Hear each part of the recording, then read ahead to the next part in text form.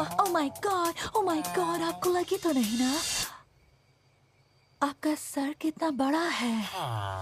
Film की शुरुआत होती है 1980 के दशक के एक रहस्यमय समय में, जब एक कुशल खनिक और अन्वेषक स्टीव जैक ब्लैक एक प्राचीन खदान की गहराई में उतरता है। यह खदान सामान्य नहीं बल्कि जादुई शक्तियों से भरी होती है। वहाँ स्टीव को दो अद्वितीय और शक्तिशाली वस्तुएं मिलती हैं, अर्ब ऑफ डोमिनेंस और अर्थ क्रिस्टल। ये दोनों वस्तुएं सृजन और शक्ति की प्रतीक होती हैं, जिनके जरिए स्टीव एक जादुई द्वार खोल देता है और एक नई दुनिया ओवरवर्ल्ड में प्रवेश करता है। ओवरवर्ल्ड पूरी तरह से माइनक्राफ्ट की दुनिया जैसा है, विशाल पहाड़ों, गहरे जंगलों, रहस्यमय गुफाओं और असीम संसाधनों से भरा हुआ। इस दुनिया में वह अपने हाथों से हर चीज बनाता है, घर, किले, पुल, खदानें और एक सुंदर जीवन। परंतु जितनी खूबसूरत ये दुनिया है, उतना ही खतरनाक है। एक और आयाम, जिसे नेदर कहा जाता है, ये एक अंधेरी, भयावह और नफरत से भरी दुनिया है, जिसकी शासक होती है मालगोशा, एक प्राचीन और खतरनाक राक्षसी जो रचनात्मकता और आशा को नष्ट करना चाहती है। स्टीव एक दिन गलती से नेदर में चला जाता है और वहीं मालगोशा उसे बंदी बना लेती है, लेकिन वह जानता है कि अगर मालगोशा के हाथ हर्ब और क्रिस्टल लग गए तो वह ओवरवर्ल्ड और असली दुनिया दोनों को अंधकार में डुबो देगी। इसीलिए वह अपने पालतू कुत्ते डेनिस को आदेश देता है कि वे दोनों शक्तियां छिपा दी जाएं, ताकि भविष्य में कोई सच्चा नायक उन्हें ढूंढ सके। इसके बाद कहानी वर्तमान में आ जाती है, जहां हम मिलते हैं गैरेट गैरिसन, जेसन मोमोआ से, जो एक उपेक्षित वीडियो गेम स्टोर का मालिक है। लोग उसे द गार्बेज मैन कहते हैं क्योंकि वह पुरानी चीजें इकट्ठा करता है और उनकी मरम्मत करता है। उसी समय हेनरी नाम का एक जिज्ञासु और रचनात्मक लड़का अपने पिता और बहन नताली, एम्मा मायर्स के साथ नए शहर चुगलास,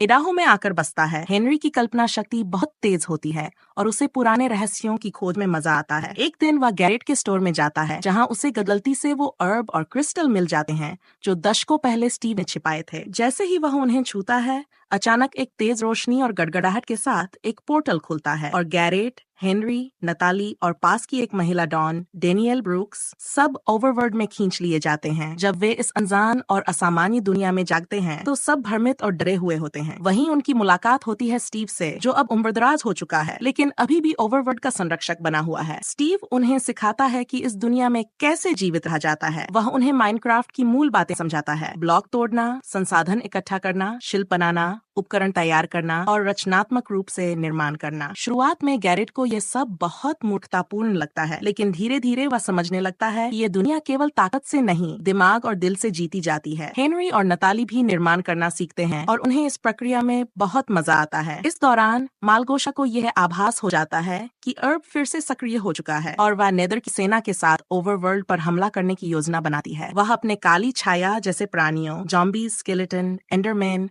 और विसर जैसे भयानक जीवों की मदद से ओवरवर्ल्ड को नष्ट करना चाहती है। अब कहानी एक नायक की तरह बन जाती है। स्टीव, गैरेट, हेनरी, नताली और डॉन एक टीम बनाते हैं और ओवरवर्ल्ड की रक्षा के लिए तैयार होते हैं। वे मिलकर एक रणनीति बनाते हैं, मजबूत दीवारें बनाते हैं, जाल तैयार करते हैं और अस्त्र शस्त्र तैयार करते हैं। वे खतरनाक क्षेत्रों में जाते हैं, जैसे रेगिस्तान में मंदिर, समुद्र में डूबे हुए खंडहर और बर्फ से ढके हुए टावर, जहां उन्हें जादुई वस्तुएं और उपकरण मिलते हैं। इस दौरान वे एक दूसरे के करीब आते हैं, सच्ची दोस्ती और विश्वास का बंधन बनता है। गैरेट, जो खुद को बेकार समझता था, अब एक सच्चा योद्धा बनता है। हेनरी, जो हमेशा खुद को कमजोर समझता था, अब रचनात्मकता के जरिए टीम का नेतृत्व करता है। नताली अपनी बहादुरी और चतुराई से सबको चौंकाती है। डॉन, जो पहले सिर्फ जानवरों से प्यार करती थी, अब टीम की प्रेरणा बन जाती है। फिल्म का अंतिम भाग बेहद रोमांचकारी है। एक विशाल युद्ध छिड़ता है। मालगोशा और उसकी राक्षसी सेना बनाम स्टीव और उसकी नई टीम। लड़ाई में जादू, विस्फोट, तलवारबाजी और निर्माण की अद्भुत झलक देखने को मिलती है। हेनरी एक विशाल गोले जैसा हथियार बनाता है जो मल्टीपल ट्रैप्स से भरपूर होता है। नताली एक उड़ता हुआ टावर डिजाइन करती है और गैरेट एक विशाल क्राफ्टेड ड्रैगन जैसा यंत्र बनाता है जो आग उगलता है। स्टीव खुद मालगोशा से लड़ता है और अंत में सभी मिलकर उसकी शक्ति को अर्ब और क्रिस्टल के जरिए नष्ट कर देते हैं। जैसे ही मालगोशा की शक्ति खत्म होती है, नेदर वापस अपने आयाम में बंद हो जाता है और ओवरवर्ल्ड फिर से शांति से भर जाता है। इसके बाद स्टीव टीम को बताता है कि अब ये दुनिया उनके भरोसे है और वे जब चाहें यहाँ वापस सकते हैं। एक भावुक विदाई के बाद सभी लोग पोर्टल के जरिए अपने असली जीवन में लौट आते हैं, लेकिन अब वे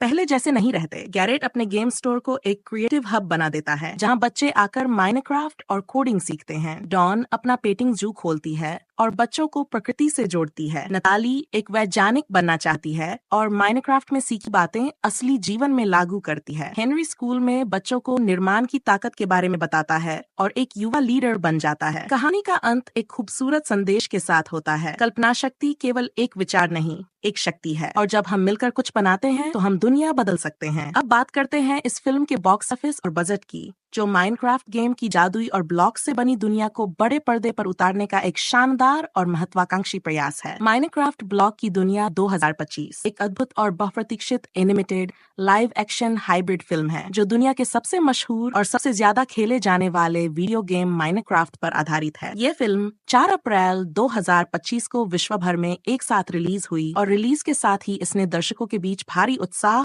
और रोमांच पैदा कर दिया। इस फिल्म का निर्देशन जैरेड हेस ने किया है, जो अपने विशिष्ट हास्य और यूनिक विजन के लिए जाने जाते हैं। फिल्म की कहानी एक काल्पनिक और ब्लॉक से बनी दुनिया में घटती है, जहां हर चीज, पेड़, पानी, जानवर, लोग, सब कुछ स्क्वायर शेप में बना है, जैसे हम माइनक्राफ्ट गेम में देखते हैं। इस दुनिया में 2 प्रमुख पात्र हैं, स्टीव और एलेक्स, जो शांतिपूर्ण जीवन जी रहे होते हैं, लेकिन अचानक एक दुर्भाग्यपूर्ण घटना सब कुछ बदल देती है। एक रहस्यमय प्राचीन ब्लॉक के टूटने से एक शक्तिशाली और अंधेरे से भरा विलेन ऑब्सिडियन किंग वापस लौट आता है, जिसकी योजना है पूरी माइनक्राफ्ट दुनिया को बर्बाद कर देना और इसे हमेशा के लिए हार्डकोर मोड में तब्दील कर देना। फिल्म में जेसन मोमोआ ने स्टीव का किरदार निभाया है, एक मजबूत, शांत और समर्पित योद्धा जो मुश्किलों से घबराता नहीं। वहीं एमा मायर्स ने एलेक्स का किरदार निभाया है, एक होशियार, तर्कशील और साहसी लड़की जो स्टीव की सबसे करीबी मित्र है और हर मोड़ पर उसके साथ खड़ी रहती है। फिल्म की कहानी तब और रोमांचक हो जाती है जब स्टीव और एलेक्स अपने गांव को बचाने के लिए एक अद्भुत यात्रा पर निकलते हैं। इस सफर में उन्हें नेदर की आग उगलती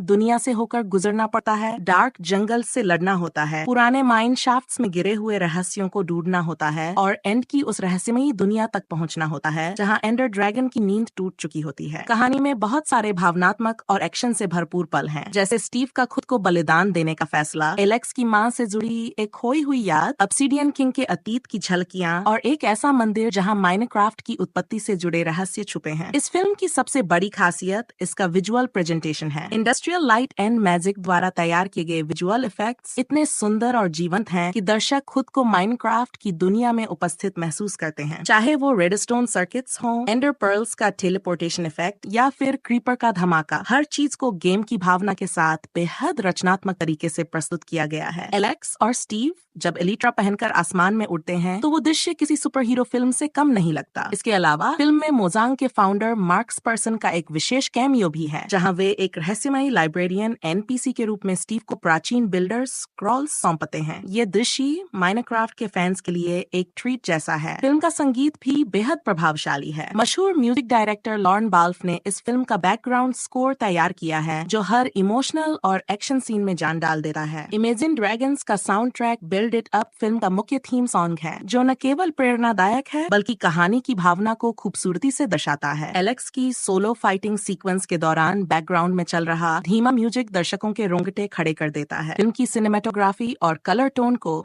गेम की ऑथेंटिसिटी के साथ संतुलन बनाकर दिखाया गया है। मतलब जो लोग माइनक्राफ्ट की दुनिया को प्यार करते हैं, उन्हें एक बार भी ये नहीं लगेगा कि कोई चीज नकली है या फेक है। कहानी में कई ऐसे मोमेंट्स हैं जो नॉस्टैल्जिया से भरपूर हैं, जैसे पहली बार किसी पेड़ को पंच कर लकड़ी तोड़ना, क्राफ्टिंग टेबल का बनना, क्रीपर से बचने की कोशिश करना, TNT से रास्ता बनाना और सबसे रोमांचक एंड पोर्टल को एक्टिवेट करना। ये सभी पल हर माइनक्राफ्ट प्लेयर की यादें ताजा कर देंगे। वहीं बच्चों के लिए ये फिल्म एक अद्भुत फैंटेसी एडवेंचर है, जिसमें दोस्ती, साहस और टीम वर्क जैसे मूल्य भी बखूबी दिखाए गए हैं। ऑब्सिडियन किंग एक प्रभावशाली और रहस्यमय खलनायक है। उसकी उपस्थिति, उसका डार्क थ्रोन और प्राचीन बिल्डर्स के साथ उसके पुराने संबंध फिल्म में गहराई लाते हैं। जहां तक व्यावसायिक प्रदर्शन की बात है, इस फिल्म ने पहले ही हफ्ते में दुनिया भर से $300 मिलियन से अधिक की कमाई कर ली है और यह साल की सबसे बड़ी हिट्स में गिनी जा रही है। सैटेलाइट राइट्स भारत में कार्टून नेटवर्क और पोगो को मिले हैं, जबकि फिल्म जुलाई 2025 में नेटफ्लिक्स पर स्ट्रीमिंग के लिए आएगी। एक पोस्ट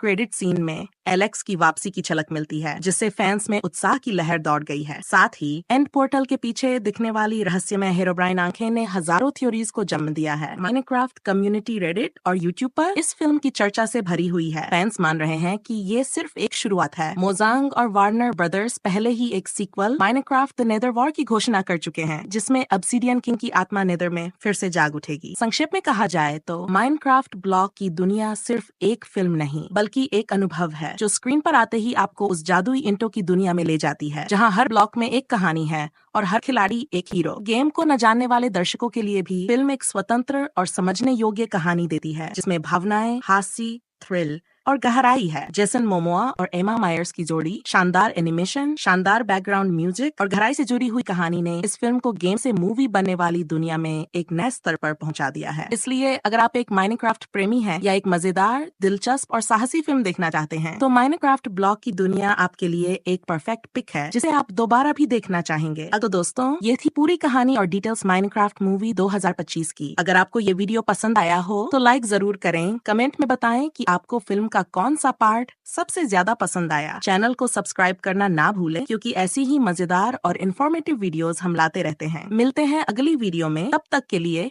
खेलते रहो, हंसते रहो और देखते रहो सिनेमा जंगल। फिल्म की शुरुआत होती है 1980 के दशक के एक रहस्यमय समय में, जब एक कुशल खनिक और अन्वेषक स्टीव जैक ब्लैक एक प्राचीन खदान की गहराई में उतरता है। यह खदान सामान्य नहीं बल्कि जादुई शक्तियों से भरी होती है। वहाँ स्टीव को दो अद्वितीय और शक्तिशाली वस्तुएं मिलती हैं, अर्ब ऑफ डोमिनेंस और अर्थ क्रिस्टल। ये दोनों वस्तुएं सृजन और शक्ति की प्रतीक होती हैं, जिनके जरिए स्टीव एक जादुई द्वार खोल देता है और एक नई दुनिया ओवरवर्ल्ड में प्रवेश करता है। ओवरवर्ल्ड पूरी तरह से माइनक्राफ्ट की दुनिया जैसा है, विशाल पहाड़ों, गहरे जंगलों, रहस्यमय गुफाओं और असीम संसाधनों से भरा हुआ। इस दुनिया में वह अपने हाथों से हर चीज बनाता है, घर, किले, पुल, खदानें और एक सुंदर जीवन। परंतु जितनी खूबसूरत ये दुनिया है उतना ही खतरनाक है। एक और आयाम जिसे नेदर कहा जाता है, ये एक अंधेरी, भयावह और नफरत से भरी दुनिया है जिसकी शासक होती है मालगोशा, एक प्राचीन और खतरनाक राक्षसी जो रचनात्मकता और आशा को नष्ट करना चाहती है। स्टीव एक दिन गलती से नेदर में चला जाता है और वहीं मालगोशा उसे बंदी बना लेती है, लेकिन वह जानता है कि अगर मालगोशा के हाथ हर्ब और क्रिस्टल लग गए तो वह ओवरवर्ल्ड और असली दुनिया दोनों को अंधकार में डुबो देगी। इसीलिए वह अपने पालतू कुत्ते डेनिस को आदेश देता है कि वे दोनों शक्तियां छिपा दी जाएं, ताकि भविष्य में कोई सच्चा नायक उन्हें ढूंढ सके। इसके बाद कहानी वर्तमान में आ जाती है, जहाँ हम मिलते हैं गैरेट गैरिसन, जेसन मोमोआ से, जो एक उपेक्षित वीडियो गेम स्टोर का मालिक है। लोग उसे द गार्बेज मैन कहते हैं क्योंकि वह पुरानी चीजें इकट्ठा करता है और उनकी मरम्मत करता है। उसी समय हेनरी नाम का एक जिजासु और रचनात्मक लड़का अपने पिता और बहन नताली, एम्मा मायर्स के साथ नए शहर चुगलास,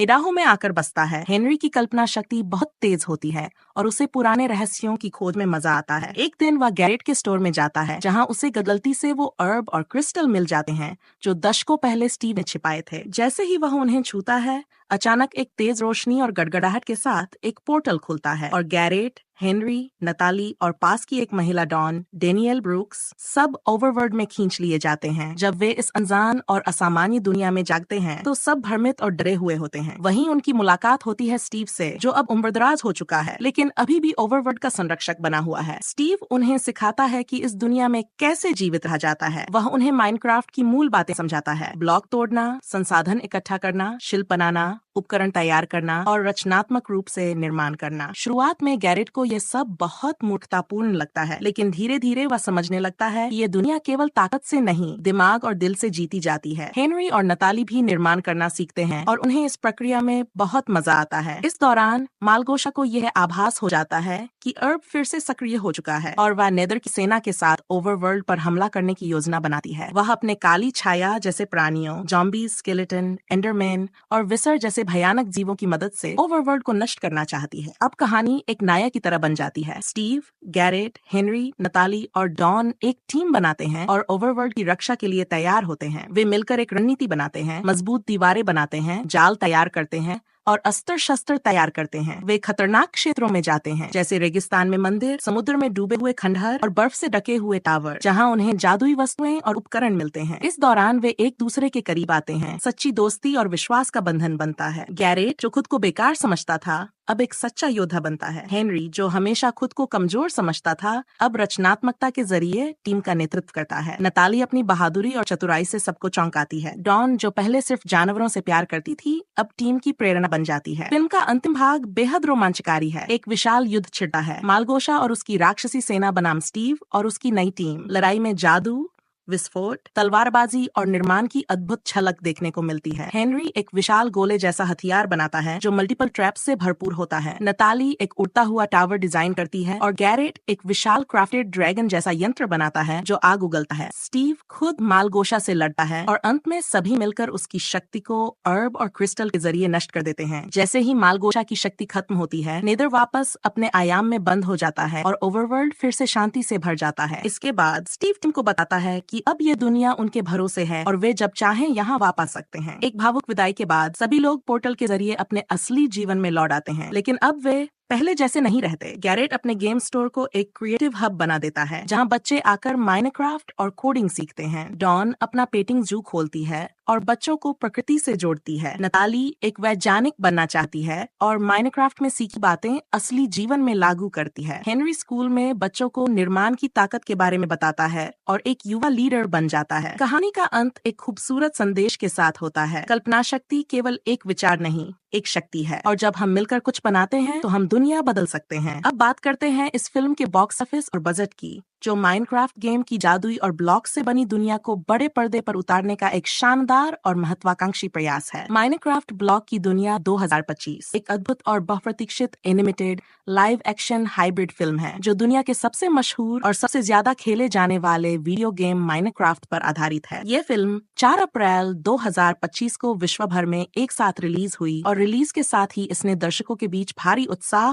और रोमांच पैदा कर दिया। इस फिल्म का निर्देशन जैरेड हेस ने किया है, जो अपने विशिष्ट हास्य और यूनिक विजन के लिए जाने जाते हैं। फिल्म की कहानी एक काल्पनिक और ब्लॉक से बनी दुनिया में घटती है, जहां हर चीज, पेड़, पानी, जानवर, लोग, सब कुछ स्क्वायर शेप में बना है, जैसे हम माइनक्राफ्ट गेम में देखते हैं। इस दुनिया में 2 प्रमुख पात्र हैं, स्टीव और एलेक्स, जो शांतिपूर्ण जीवन जी रहे होते हैं, लेकिन अचानक एक दुर्भाग्यपूर्ण घटना सब कुछ बदल देती है। एक रहस्यमय प्राचीन ब्लॉक के टूटने से एक शक्तिशाली और अंधेरे से भरा विलेन ऑब्सिडियन किंग वापस लौट आता है, जिसकी योजना है पूरी माइनक्राफ्ट दुनिया को बर्बाद कर देना और इसे हमेशा के लिए हार्डकोर मोड में तब्दील कर देना। फिल्म में जेसन मोमोआ ने स्टीव का किरदार निभाया है, एक मजबूत, शांत और समर्पित योद्धा जो मुश्किलों से घबराता नहीं। वहीं एमा मायर्स ने एलेक्स का किरदार निभाया है, एक होशियार, तर्कशील और साहसी लड़की जो स्टीव की सबसे करीबी मित्र है और हर मोड़ पर उसके साथ खड़ी रहती है। फिल्म की कहानी तब और रोमांचक हो जाती है जब स्टीव और एलेक्स अपने गांव को बचाने के लिए एक अद्भुत यात्रा पर निकलते हैं। इस सफर में उन्हें नेदर की आग उगलती दुनिया से होकर गुजरना पड़ता है, डार्क जंगल से लड़ना होता है, पुराने माइन शाफ्ट्स में गिरे हुए रहस्यों को ढूंढना होता है और एंड की उस रहस्यमयी दुनिया तक पहुंचना होता है जहां एंडर ड्रैगन की नींद टूट चुकी होती है। कहानी में बहुत सारे भावनात्मक और एक्शन से भरपूर पल हैं, जैसे स्टीव का खुद को बलिदान देने का फैसला, एलेक्स की मां से जुड़ी एक खोई हुई याद, ऑब्सिडियन किंग के अतीत की झलकियां और एक ऐसा मंदिर जहां माइनक्राफ्ट की उत्पत्ति से जुड़े रहस्य छुपे हैं। इस फिल्म की सबसे बड़ी खासियत इसका विजुअल प्रेजेंटेशन है। इंडस्ट्रियल लाइट एंड मैजिक द्वारा तैयार किए गए विजुअल इफेक्ट्स इतने सुंदर और जीवंत हैं कि दर्शक खुद को माइनक्राफ्ट की दुनिया में उपस्थित महसूस करते हैं, चाहे वो रेडस्टोन सर्किट्स हों, एंडर पर्ल्स का टेलीपोर्टेशन इफेक्ट या फिर क्रीपर का धमाका। हर चीज को गेम की भावना के साथ बेहद रचनात्मक तरीके से प्रस्तुत किया गया है। एलेक्स और स्टीव जब एलिट्रा पहनकर आसमान में उड़ते हैं तो वो दृश्य किसी सुपर हीरो फिल्म से कम नहीं लगता। इसके अलावा फिल्म में मोजांग के फाउंडर मार्क्स पर्सन का एक विशेष कैमियो भी है, जहां वे एक रहस्यमयी लाइब्रेरियन एनपीसी के रूप में स्टीव को प्राचीन बिल्डर स्क्रॉल्स सौंपते हैं। ये दृश्य माइनक्राफ्ट के फैंस के लिए एक ट्रीट जैसा है। फिल्म का संगीत भी बेहद प्रभावशाली है। मशहूर म्यूजिक डायरेक्टर लॉर्न बाल्फ ने इस फिल्म का बैकग्राउंड स्कोर तैयार किया है, जो हर इमोशनल और एक्शन सीन में जान डाल देता है। इमेजिन ड्रैगन्स का sound track build it up film का मुख्य थीम सॉन्ग है, जो न केवल प्रेरणादायक है बल्कि कहानी की भावना को खूबसूरती से दर्शाता है। एलेक्स की सोलो फाइटिंग सीक्वेंस के दौरान बैकग्राउंड में चल रहा धीमा म्यूजिक दर्शकों के रोंगटे खड़े कर देता है। फिल्म की सिनेमेटोग्राफी और कलर टोन को गेम की ऑथेंटिसिटी के साथ संतुलन बनाकर दिखाया गया है। मतलब जो लोग माइनक्राफ्ट की दुनिया को प्यार करते हैं, उन्हें एक बार भी ये नहीं लगेगा कि कोई चीज नकली है या फेक है। कहानी में कई ऐसे मोमेंट्स हैं जो नॉस्टैल्जिया से भरपूर है, जैसे पहली बार किसी पेड़ को पंच कर लकड़ी तोड़ना, क्राफ्टिंग टेबल का बनना, क्रीपर से बचने की कोशिश करना, टीएनटी से रास्ता बनाना और सबसे रोमांचक एंड पोर्टल को एक्टिवेट करना। ये सभी पल हर माइनक्राफ्ट प्लेयर की यादें ताजा कर देंगे। वहीं बच्चों के लिए ये फिल्म एक अद्भुत फैंटेसी एडवेंचर है, जिसमें दोस्ती, साहस और टीम वर्क जैसे मूल्य भी बखूबी दिखाए गए हैं। ऑब्सिडियन किंग एक प्रभावशाली और रहस्यमय खलनायक है। उसकी उपस्थिति, उसका डार्क थ्रोन और प्राचीन बिल्डर्स के साथ उसके पुराने संबंध फिल्म में गहराई लाते हैं। जहां तक व्यावसायिक प्रदर्शन की बात है, इस फिल्म ने पहले ही हफ्ते में दुनिया भर से $300 मिलियन से अधिक की कमाई कर ली है और यह साल की सबसे बड़ी हिट्स में गिनी जा रही है। सैटेलाइट राइट्स भारत में कार्टून नेटवर्क और पोगो को मिले हैं, जबकि फिल्म जुलाई 2025 में नेटफ्लिक्स पर स्ट्रीमिंग के लिए आएगी। एक पोस्ट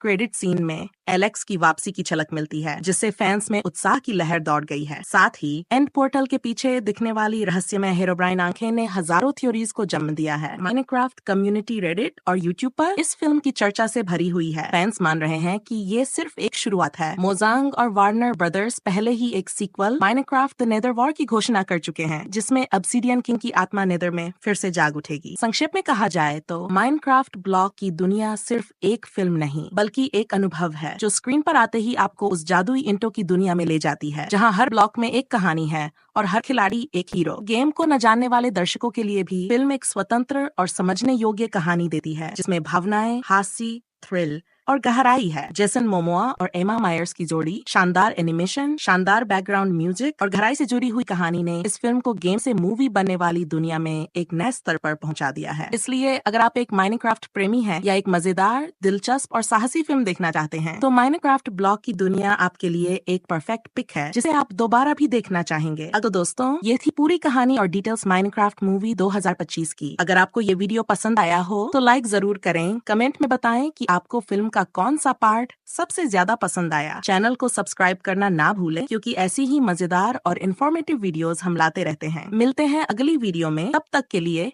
खेलते रहो, हंसते रहो और देखते रहो सिनेमा जंगल। फिल्म की शुरुआत होती है 1980 के दशक के एक रहस्यमय समय में, जब एक कुशल खनिक और अन्वेषक स्टीव जैक ब्लैक एक प्राचीन खदान की गहराई में उतरता है। यह खदान सामान्य नहीं बल्कि जादुई शक्तियों से भरी होती है। वहाँ स्टीव को दो अद्वितीय और शक्तिशाली वस्तुएं मिलती हैं, अर्ब ऑफ डोमिनेंस और अर्थ क्रिस्टल। ये दोनों वस्तुएं सृजन और शक्ति की प्रतीक होती हैं, जिनके जरिए स्टीव एक जादुई द्वार खोल देता है और एक नई दुनिया ओवरवर्ल्ड में प्रवेश करता है। ओवरवर्ल्ड पूरी तरह से माइनक्राफ्ट की दुनिया जैसा है, विशाल पहाड़ों, गहरे जंगलों, रहस्यमय गुफाओं और असीम संसाधनों से भरा हुआ। इस दुनिया में वह अपने हाथों से हर चीज बनाता है, घर, किले, पुल, खदानें और एक सुंदर जीवन। परंतु जितनी खूबसूरत ये दुनिया है, उतना ही खतरनाक है। एक और आयाम, जिसे नेदर कहा जाता है, ये एक अंधेरी, भयावह और नफरत से भरी दुनिया है, जिसकी शासक होती है मालगोशा, एक प्राचीन और खतरनाक राक्षसी जो रचनात्मकता और आशा को नष्ट करना चाहती है। स्टीव एक दिन गलती से नेदर में चला जाता है और वहीं मालगोशा उसे बंदी बना लेती है, लेकिन वह जानता है कि अगर मालगोशा के हाथ हर्ब और क्रिस्टल लग गए तो वह ओवरवर्ल्ड और असली दुनिया दोनों को अंधकार में डुबो देगी। इसीलिए वह अपने पालतू कुत्ते डेनिस को आदेश देता है कि वे दोनों शक्तियां छिपा दी जाएं, ताकि भविष्य में कोई सच्चा नायक उन्हें ढूंढ सके। इसके बाद कहानी वर्तमान में आ जाती है, जहां हम मिलते हैं गैरेट गैरिसन, जेसन मोमोआ से, जो एक उपेक्षित वीडियो गेम स्टोर का मालिक है। लोग उसे द गार्बेज मैन कहते हैं, क्योंकि वह पुरानी चीजें इकट्ठा करता है और उनकी मरम्मत करता है। उसी समय हेनरी नाम का एक जिजासु और रचनात्मक लड़का अपने पिता और बहन नताली, एम्मा मायर्स के साथ नए शहर चुगलास, इडाहो में आकर बसता है। हेनरी की कल्पना शक्ति बहुत तेज होती है और उसे पुराने रहस्यों की खोज में मजा आता है। एक दिन वह गैरेट के स्टोर में जाता है, जहां उसे गलती से वो अर्ब और क्रिस्टल मिल जाते हैं, जो दशकों पहले स्टीव ने छिपाए थे। जैसे ही वह उन्हें छूता है, अचानक एक तेज रोशनी और गड़गड़ाहट के साथ एक पोर्टल खुलता है और गैरेट, हेनरी, नताली और पास की एक महिला डॉन, डेनियल ब्रूक्स, सब ओवरवर्ल्ड में खींच लिए जाते हैं। जब वे इस अनजान और असामान्य दुनिया में जागते हैं, तो सब भ्रमित और डरे हुए होते हैं। वहीं उनकी मुलाकात होती है स्टीव से, जो अब उम्रदराज हो चुका है, लेकिन अभी भी ओवरवर्ल्ड का संरक्षक बना हुआ है। स्टीव उन्हें सिखाता है कि इस दुनिया में कैसे जीवित रहा जाता है। वह उन्हें माइनक्राफ्ट की मूल बातें समझाता है, ब्लॉक तोड़ना, संसाधन इकट्ठा करना, शिल्प बनाना, उपकरण तैयार करना और रचनात्मक रूप से निर्माण करना। शुरुआत में गैरेट को यह सब बहुत मूर्खतापूर्ण लगता है, लेकिन धीरे धीरे वह समझने लगता है कि ये दुनिया केवल ताकत से नहीं, दिमाग और दिल से जीती जाती है। हेनरी और नताली भी निर्माण करना सीखते हैं और उन्हें इस प्रक्रिया में बहुत मजा आता है। इस दौरान मालगोशा को यह आभास हो जाता है कि अर्ब फिर से सक्रिय हो चुका है और वह नेदर की सेना के साथ ओवरवर्ल्ड पर हमला करने की योजना बनाती है। वह अपने काली छाया जैसे प्राणियों, जॉम्बी, स्केलेटन, एंडरमैन और विसर जैसे भयानक जीवों की मदद से ओवरवर्ल्ड को नष्ट करना चाहती है। अब कहानी एक नायक की तरह बन जाती है। स्टीव, गैरेट, हेनरी, नताली और डॉन एक टीम बनाते हैं और ओवरवर्ल्ड की रक्षा के लिए तैयार होते हैं। वे मिलकर एक रणनीति बनाते हैं, मजबूत दीवारें बनाते हैं, जाल तैयार करते हैं और अस्त्र शस्त्र तैयार करते हैं। वे खतरनाक क्षेत्रों में जाते हैं, जैसे रेगिस्तान में मंदिर, समुद्र में डूबे हुए खंडहर और बर्फ से ढके हुए टावर, जहां उन्हें जादुई वस्तुएं और उपकरण मिलते हैं। इस दौरान वे एक दूसरे के करीब आते हैं, सच्ची दोस्ती और विश्वास का बंधन बनता है। गैरेट, जो खुद को बेकार समझता था, अब एक सच्चा योद्धा बनता है। हेनरी, जो हमेशा खुद को कमजोर समझता था, अब रचनात्मकता के जरिए टीम का नेतृत्व करता है। नताली अपनी बहादुरी और चतुराई से सबको चौंकाती है। डॉन, जो पहले सिर्फ जानवरों से प्यार करती थी, अब टीम की प्रेरणा बन जाती है। फिल्म का अंतिम भाग बेहद रोमांचकारी है। एक विशाल युद्ध छिड़ता है। मालगोशा और उसकी राक्षसी सेना बनाम स्टीव और उसकी नई टीम। लड़ाई में जादू, विस्फोट, तलवारबाजी और निर्माण की अद्भुत झलक देखने को मिलती है। हेनरी एक विशाल गोले जैसा हथियार बनाता है जो मल्टीपल ट्रैप्स से भरपूर होता है। नताली एक उड़ता हुआ टावर डिजाइन करती है और गैरेट एक विशाल क्राफ्टेड ड्रैगन जैसा यंत्र बनाता है जो आग उगलता है। स्टीव खुद मालगोशा से लड़ता है और अंत में सभी मिलकर उसकी शक्ति को अर्ब और क्रिस्टल के जरिए नष्ट कर देते हैं। जैसे ही मालगोशा की शक्ति खत्म होती है, नेदर वापस अपने आयाम में बंद हो जाता है और ओवरवर्ल्ड फिर से शांति से भर जाता है। इसके बाद स्टीव टीम को बताता है कि अब ये दुनिया उनके भरोसे है और वे जब चाहें यहाँ वापस आ सकते हैं। एक भावुक विदाई के बाद सभी लोग पोर्टल के जरिए अपने असली जीवन में लौट आते हैं, लेकिन अब वे पहले जैसे नहीं रहते। गैरेट अपने गेम स्टोर को एक क्रिएटिव हब बना देता है जहां बच्चे आकर माइनक्राफ्ट और कोडिंग सीखते हैं। डॉन अपना पेटिंग जू खोलती है और बच्चों को प्रकृति से जोड़ती है। नताली एक वैज्ञानिक बनना चाहती है और माइनक्राफ्ट में सीखी बातें असली जीवन में लागू करती है। हेनरी स्कूल में बच्चों को निर्माण की ताकत के बारे में बताता है और एक युवा लीडर बन जाता है। कहानी का अंत एक खूबसूरत संदेश के साथ होता है। कल्पना शक्ति केवल एक विचार नहीं, एक शक्ति है, और जब हम मिलकर कुछ बनाते हैं तो हम दुनिया बदल सकते हैं। अब बात करते हैं इस फिल्म के बॉक्स ऑफिस और बजट की, जो माइनक्राफ्ट गेम की जादुई और ब्लॉक से बनी दुनिया को बड़े पर्दे पर उतारने का एक शानदार और महत्वाकांक्षी प्रयास है। माइनक्राफ्ट ब्लॉक की दुनिया 2025 एक अद्भुत और बहुप्रतीक्षित animated live action hybrid film है जो दुनिया के सबसे मशहूर और सबसे ज्यादा खेले जाने वाले वीडियो गेम माइनक्राफ्ट पर आधारित है। ये फिल्म 4 अप्रैल 2025 को विश्व भर में एक साथ रिलीज हुई और रिलीज के साथ ही इसने दर्शकों के बीच भारी उत्साह और रोमांच पैदा कर दिया। इस फिल्म का निर्देशन जैरेड हेस ने किया है, जो अपने विशिष्ट हास्य और यूनिक विजन के लिए जाने जाते हैं। फिल्म की कहानी एक काल्पनिक और ब्लॉक से बनी दुनिया में घटती है, जहां हर चीज, पेड़, पानी, जानवर, लोग, सब कुछ स्क्वायर शेप में बना है, जैसे हम माइनक्राफ्ट गेम में देखते हैं। इस दुनिया में 2 प्रमुख पात्र हैं, स्टीव और एलेक्स, जो शांतिपूर्ण जीवन जी रहे होते हैं, लेकिन अचानक एक दुर्भाग्यपूर्ण घटना सब कुछ बदल देती है। एक रहस्यमय प्राचीन ब्लॉक के टूटने से एक शक्तिशाली और अंधेरे से भरा विलेन ऑब्सिडियन किंग वापस लौट आता है, जिसकी योजना है पूरी माइनक्राफ्ट दुनिया को बर्बाद कर देना और इसे हमेशा के लिए हार्डकोर मोड में तब्दील कर देना। फिल्म में जेसन मोमोआ ने स्टीव का किरदार निभाया है, एक मजबूत, शांत और समर्पित योद्धा जो मुश्किलों से घबराता नहीं। वहीं एमा मायर्स ने एलेक्स का किरदार निभाया है, एक होशियार, तर्कशील और साहसी लड़की जो स्टीव की सबसे करीबी मित्र है और हर मोड़ पर उसके साथ खड़ी रहती है। फिल्म की कहानी तब और रोमांचक हो जाती है जब स्टीव और एलेक्स अपने गांव को बचाने के लिए एक अद्भुत यात्रा पर निकलते हैं। इस सफर में उन्हें नेदर की आग उगलती दुनिया से होकर गुजरना पड़ता है, डार्क जंगल से लड़ना होता है, पुराने माइन शाफ्ट्स में गिरे हुए रहस्यों को ढूंढना होता है और एंड की उस रहस्यमयी दुनिया तक पहुंचना होता है जहां एंडर ड्रैगन की नींद टूट चुकी होती है। कहानी में बहुत सारे भावनात्मक और एक्शन से भरपूर पल हैं, जैसे स्टीव का खुद को बलिदान देने का फैसला, एलेक्स की मां से जुड़ी एक खोई हुई याद, ऑब्सिडियन किंग के अतीत की झलकियां और एक ऐसा मंदिर जहां माइनक्राफ्ट की उत्पत्ति से जुड़े रहस्य छुपे हैं। इस फिल्म की सबसे बड़ी खासियत इसका विजुअल प्रेजेंटेशन है। इंडस्ट्रियल लाइट एंड मैजिक द्वारा तैयार किए गए विजुअल इफेक्ट्स इतने सुंदर और जीवंत हैं कि दर्शक खुद को माइनक्राफ्ट की दुनिया में उपस्थित महसूस करते हैं, चाहे वो रेडस्टोन सर्किट्स हों, एंडर पर्ल्स का टेलीपोर्टेशन इफेक्ट या फिर क्रीपर का धमाका। हर चीज को गेम की भावना के साथ बेहद रचनात्मक तरीके से प्रस्तुत किया गया है। एलेक्स और स्टीव जब एलिट्रा पहनकर आसमान में उड़ते हैं तो वो दृश्य किसी सुपर हीरो फिल्म से कम नहीं लगता। इसके अलावा फिल्म में मोजांग के फाउंडर मार्क्स पर्सन का एक विशेष कैमियो भी है, जहां वे एक रहस्यमयी लाइब्रेरियन एनपीसी के रूप में स्टीव को प्राचीन बिल्डर स्क्रॉल्स सौंपते हैं। ये दृश्य माइनक्राफ्ट के फैंस के लिए एक ट्रीट जैसा है। फिल्म का संगीत भी बेहद प्रभावशाली है। मशहूर म्यूजिक डायरेक्टर लॉर्न बाल्फ ने इस फिल्म का बैकग्राउंड स्कोर तैयार किया है, जो हर इमोशनल और एक्शन सीन में जान डाल देता है। इमेजिन ड्रैगन्स का sound track build it up film का मुख्य थीम सॉन्ग है, जो न केवल प्रेरणादायक है बल्कि कहानी की भावना को खूबसूरती से दर्शाता है। एलेक्स की सोलो फाइटिंग सीक्वेंस के दौरान बैकग्राउंड में चल रहा धीमा म्यूजिक दर्शकों के रोंगटे खड़े कर देता है। फिल्म की सिनेमेटोग्राफी और कलर टोन को गेम की ऑथेंटिसिटी के साथ संतुलन बनाकर दिखाया गया है। मतलब जो लोग माइनक्राफ्ट की दुनिया को प्यार करते हैं, उन्हें एक बार भी ये नहीं लगेगा कि कोई चीज नकली है या फेक है। कहानी में कई ऐसे मोमेंट्स हैं जो नॉस्टैल्जिया से भरपूर है, जैसे पहली बार किसी पेड़ को पंच कर लकड़ी तोड़ना, क्राफ्टिंग टेबल का बनना, क्रीपर से बचने की कोशिश करना, TNT से रास्ता बनाना और सबसे रोमांचक एंड पोर्टल को एक्टिवेट करना, ये सभी पल हर माइनक्राफ्ट प्लेयर की यादें ताजा कर देंगे। वहीं बच्चों के लिए ये फिल्म एक अद्भुत फैंटेसी एडवेंचर है जिसमें दोस्ती, साहस और टीम वर्क जैसे मूल्य भी बखूबी दिखाए गए हैं। ऑब्सिडियन किंग एक प्रभावशाली और रहस्यमय खलनायक है। उसकी उपस्थिति, उसका डार्क थ्रोन और प्राचीन बिल्डर्स के साथ उसके पुराने संबंध फिल्म में गहराई लाते हैं। जहां तक व्यावसायिक प्रदर्शन की बात है, इस फिल्म ने पहले ही हफ्ते में दुनिया भर से $300 मिलियन से अधिक की कमाई कर ली है और यह साल की सबसे बड़ी हिट्स में गिनी जा रही है। सैटेलाइट राइट्स भारत में कार्टून नेटवर्क और पोगो को मिले हैं, जबकि फिल्म जुलाई 2025 में नेटफ्लिक्स पर स्ट्रीमिंग के लिए आएगी। एक पोस्ट क्रेडिट सीन में एलेक्स की वापसी की झलक मिलती है, जिससे फैंस में उत्साह की लहर दौड़ गई है। साथ ही एंड पोर्टल के पीछे दिखने वाली रहस्यमय हेरोब्राइन आंखें ने हजारों थ्योरीज को जन्म दिया है। माइनक्राफ्ट कम्युनिटी, रेडिट और यूट्यूब पर इस फिल्म की चर्चा से भरी हुई है। फैंस मान रहे हैं कि ये सिर्फ एक शुरुआत है। मोजांग और वार्नर ब्रदर्स पहले ही एक sequel Minecraft the Nether War की घोषणा कर चुके हैं, जिसमें ऑब्सिडियन किंग की आत्मा नेदर में फिर से जाग उठेगी। संक्षेप में कहा जाए तो माइनक्राफ्ट ब्लॉक की दुनिया सिर्फ एक फिल्म नहीं बल्कि एक अनुभव है जो स्क्रीन पर आते ही आपको उस जादुई इंटो की दुनिया में ले जाती है, जहां हर ब्लॉक में एक कहानी है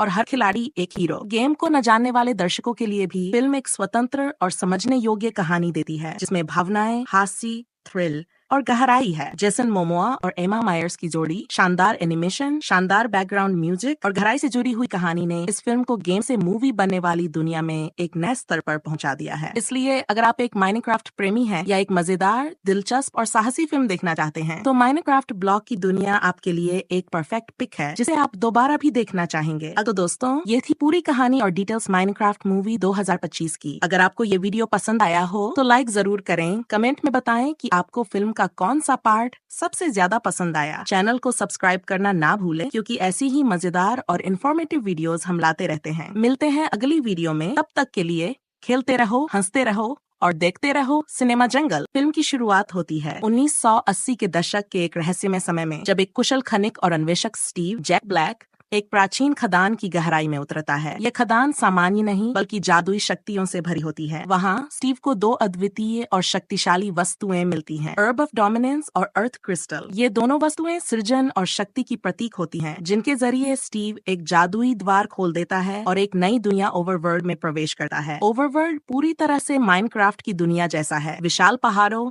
गहरे जंगलों, रहस्यमय गुफाओं और असीम संसाधनों से भरा हुआ। इस दुनिया में वह अपने हाथों से हर चीज बनाता है, घर, किले, पुल, खदानें और एक सुंदर जीवन। परंतु जितनी खूबसूरत ये दुनिया है, उतना ही खतरनाक है। एक और आयाम, जिसे नेदर कहा जाता है, ये एक अंधेरी, भयावह और नफरत से भरी दुनिया है, जिसकी शासक होती है मालगोशा, एक प्राचीन और खतरनाक राक्षसी जो रचनात्मकता और आशा को नष्ट करना चाहती है। स्टीव एक दिन गलती से नेदर में चला जाता है और वहीं मालगोशा उसे बंदी बना लेती है, लेकिन वह जानता है कि अगर मालगोशा के हाथ हर्ब और क्रिस्टल लग गए तो वह ओवरवर्ल्ड और असली दुनिया दोनों को अंधकार में डुबो देगी। इसीलिए वह अपने पालतू कुत्ते डेनिस को आदेश देता है कि वे दोनों शक्तियां छिपा दी जाएं, ताकि भविष्य में कोई सच्चा नायक उन्हें ढूंढ सके। इसके बाद कहानी वर्तमान में आ जाती है, जहां हम मिलते हैं गैरेट गैरिसन, जेसन मोमोआ से, जो एक उपेक्षित वीडियो गेम स्टोर का मालिक है। लोग उसे द गार्बेज मैन कहते हैं, क्योंकि वह पुरानी चीजें इकट्ठा करता है और उनकी मरम्मत करता है। उसी समय हेनरी नाम का एक जिज्ञासु और रचनात्मक लड़का अपने पिता और बहन नताली, एम्मा मायर्स के साथ नए शहर चुगलास, इडाहो में आकर बसता है। हेनरी की कल्पना शक्ति बहुत तेज होती है और उसे पुराने रहस्यों की खोज में मजा आता है। एक दिन वह गैरेट के स्टोर में जाता है, जहां उसे गलती से वो अर्ब और क्रिस्टल मिल जाते हैं जो दशकों पहले स्टीव ने छिपाए थे। जैसे ही वह उन्हें छूता है, अचानक एक तेज रोशनी और गड़गड़ाहट के साथ एक पोर्टल खुलता है और गैरेट, हेनरी, नताली और पास की एक महिला डॉन, डेनियल ब्रूक्स, सब ओवरवर्ल्ड में खींच लिए जाते हैं। जब वे इस अनजान और असामान्य दुनिया में जागते हैं तो सब भ्रमित और डरे हुए होते हैं। वहीं उनकी मुलाकात होती है स्टीव से, जो अब उम्रदराज हो चुका है लेकिन अभी भी ओवरवर्ल्ड का संरक्षक बना हुआ है। स्टीव उन्हें सिखाता है कि इस दुनिया में कैसे जीवित रहा जाता है। वह उन्हें माइनक्राफ्ट की मूल बातें समझाता है, ब्लॉक तोड़ना, संसाधन इकट्ठा करना, शिल्प बनाना, उपकरण तैयार करना और रचनात्मक रूप से निर्माण करना। शुरुआत में गैरेट को यह सब बहुत मूर्खतापूर्ण लगता है, लेकिन धीरे धीरे वह समझने लगता है कि ये दुनिया केवल ताकत से नहीं, दिमाग और दिल से जीती जाती है। हेनरी और नताली भी निर्माण करना सीखते हैं और उन्हें इस प्रक्रिया में बहुत मजा आता है। इस दौरान मालगोशा को यह आभास हो जाता है कि अर्ब फिर से सक्रिय हो चुका है और वह नेदर की सेना के साथ ओवरवर्ल्ड पर हमला करने की योजना बनाती है। वह अपने काली छाया जैसे प्राणियों, जॉम्बीज, स्केलेटन, एंडरमैन और विसर जैसे भयानक जीवों की मदद से ओवरवर्ल्ड को नष्ट करना चाहती है। अब कहानी एक नायक की तरह बन जाती है। स्टीव, गैरेट, हेनरी, नताली और डॉन एक टीम बनाते हैं और ओवरवर्ल्ड की रक्षा के लिए तैयार होते हैं। वे मिलकर एक रणनीति बनाते हैं, मजबूत दीवारें बनाते हैं, जाल तैयार करते हैं और अस्त्र शस्त्र तैयार करते हैं। वे खतरनाक क्षेत्रों में जाते हैं, जैसे रेगिस्तान में मंदिर, समुद्र में डूबे हुए खंडहर और बर्फ से ढके हुए टावर, जहां उन्हें जादुई वस्तुएं और उपकरण मिलते हैं। इस दौरान वे एक दूसरे के करीब आते हैं, सच्ची दोस्ती और विश्वास का बंधन बनता है। गैरेट, जो खुद को बेकार समझता था, अब एक सच्चा योद्धा बनता है। हेनरी, जो हमेशा खुद को कमजोर समझता था, अब रचनात्मकता के जरिए टीम का नेतृत्व करता है। नताली अपनी बहादुरी और चतुराई से सबको चौंकाती है। डॉन, जो पहले सिर्फ जानवरों से प्यार करती थी, अब टीम की प्रेरणा बन जाती है। फिल्म का अंतिम भाग बेहद रोमांचकारी है। एक विशाल युद्ध छिड़ता है। मालगोशा और उसकी राक्षसी सेना बनाम स्टीव और उसकी नई टीम। लड़ाई में जादू, विस्फोट, तलवारबाजी और निर्माण की अद्भुत झलक देखने को मिलती है। हेनरी एक विशाल गोले जैसा हथियार बनाता है जो मल्टीपल ट्रैप्स से भरपूर होता है। नताली एक उड़ता हुआ टावर डिजाइन करती है और गैरेट एक विशाल क्राफ्टेड ड्रैगन जैसा यंत्र बनाता है जो आग उगलता है। स्टीव खुद मालगोशा से लड़ता है और अंत में सभी मिलकर उसकी शक्ति को अर्ब और क्रिस्टल के जरिए नष्ट कर देते हैं। जैसे ही मालगोशा की शक्ति खत्म होती है, नेदर वापस अपने आयाम में बंद हो जाता है और ओवरवर्ल्ड फिर से शांति से भर जाता है। इसके बाद स्टीव टीम को बताता है कि अब ये दुनिया उनके भरोसे है और वे जब चाहें यहाँ वापस आ सकते हैं। एक भावुक विदाई के बाद सभी लोग पोर्टल के जरिए अपने असली जीवन में लौट आते हैं, लेकिन अब वे पहले जैसे नहीं रहते। गैरेट अपने गेम स्टोर को एक क्रिएटिव हब बना देता है जहां बच्चे आकर माइनक्राफ्ट और कोडिंग सीखते हैं। डॉन अपना पेंटिंग जू खोलती है और बच्चों को प्रकृति से जोड़ती है। नताली एक वैज्ञानिक बनना चाहती है और माइनक्राफ्ट में सीखी बातें असली जीवन में लागू करती है। हेनरी स्कूल में बच्चों को निर्माण की ताकत के बारे में बताता है और एक युवा लीडर बन जाता है। कहानी का अंत एक खूबसूरत संदेश के साथ होता है। कल्पना शक्ति केवल एक विचार नहीं, एक शक्ति है और जब हम मिलकर कुछ बनाते हैं तो हम दुनिया बदल सकते हैं। अब बात करते हैं इस फिल्म के बॉक्स ऑफिस और बजट की, जो माइनक्राफ्ट गेम की जादुई और ब्लॉक से बनी दुनिया को बड़े पर्दे पर उतारने का एक शानदार और महत्वाकांक्षी प्रयास है। माइनक्राफ्ट ब्लॉक की दुनिया 2025 एक अद्भुत और बहुप्रतीक्षित animated live action hybrid film है जो दुनिया के सबसे मशहूर और सबसे ज्यादा खेले जाने वाले वीडियो गेम माइनक्राफ्ट पर आधारित है। ये फिल्म 4 अप्रैल 2025 को विश्व भर में एक साथ रिलीज हुई और रिलीज के साथ ही इसने दर्शकों के बीच भारी उत्साह और रोमांच पैदा कर दिया। इस फिल्म का निर्देशन जैरेड हेस ने किया है, जो अपने विशिष्ट हास्य और यूनिक विजन के लिए जाने जाते हैं। फिल्म की कहानी एक काल्पनिक और ब्लॉक से बनी दुनिया में घटती है, जहां हर चीज, पेड़, पानी, जानवर, लोग, सब कुछ स्क्वायर शेप में बना है, जैसे हम माइनक्राफ्ट गेम में देखते हैं। इस दुनिया में 2 प्रमुख पात्र हैं, स्टीव और एलेक्स, जो शांतिपूर्ण जीवन जी रहे होते हैं, लेकिन अचानक एक दुर्भाग्यपूर्ण घटना सब कुछ बदल देती है। एक रहस्यमय प्राचीन ब्लॉक के टूटने से एक शक्तिशाली और अंधेरे से भरा विलेन ऑब्सिडियन किंग वापस लौट आता है, जिसकी योजना है पूरी माइनक्राफ्ट दुनिया को बर्बाद कर देना और इसे हमेशा के लिए हार्डकोर मोड में तब्दील कर देना। फिल्म में जेसन मोमोआ ने स्टीव का किरदार निभाया है, एक मजबूत, शांत और समर्पित योद्धा जो मुश्किलों से घबराता नहीं। वहीं एमा मायर्स ने एलेक्स का किरदार निभाया है,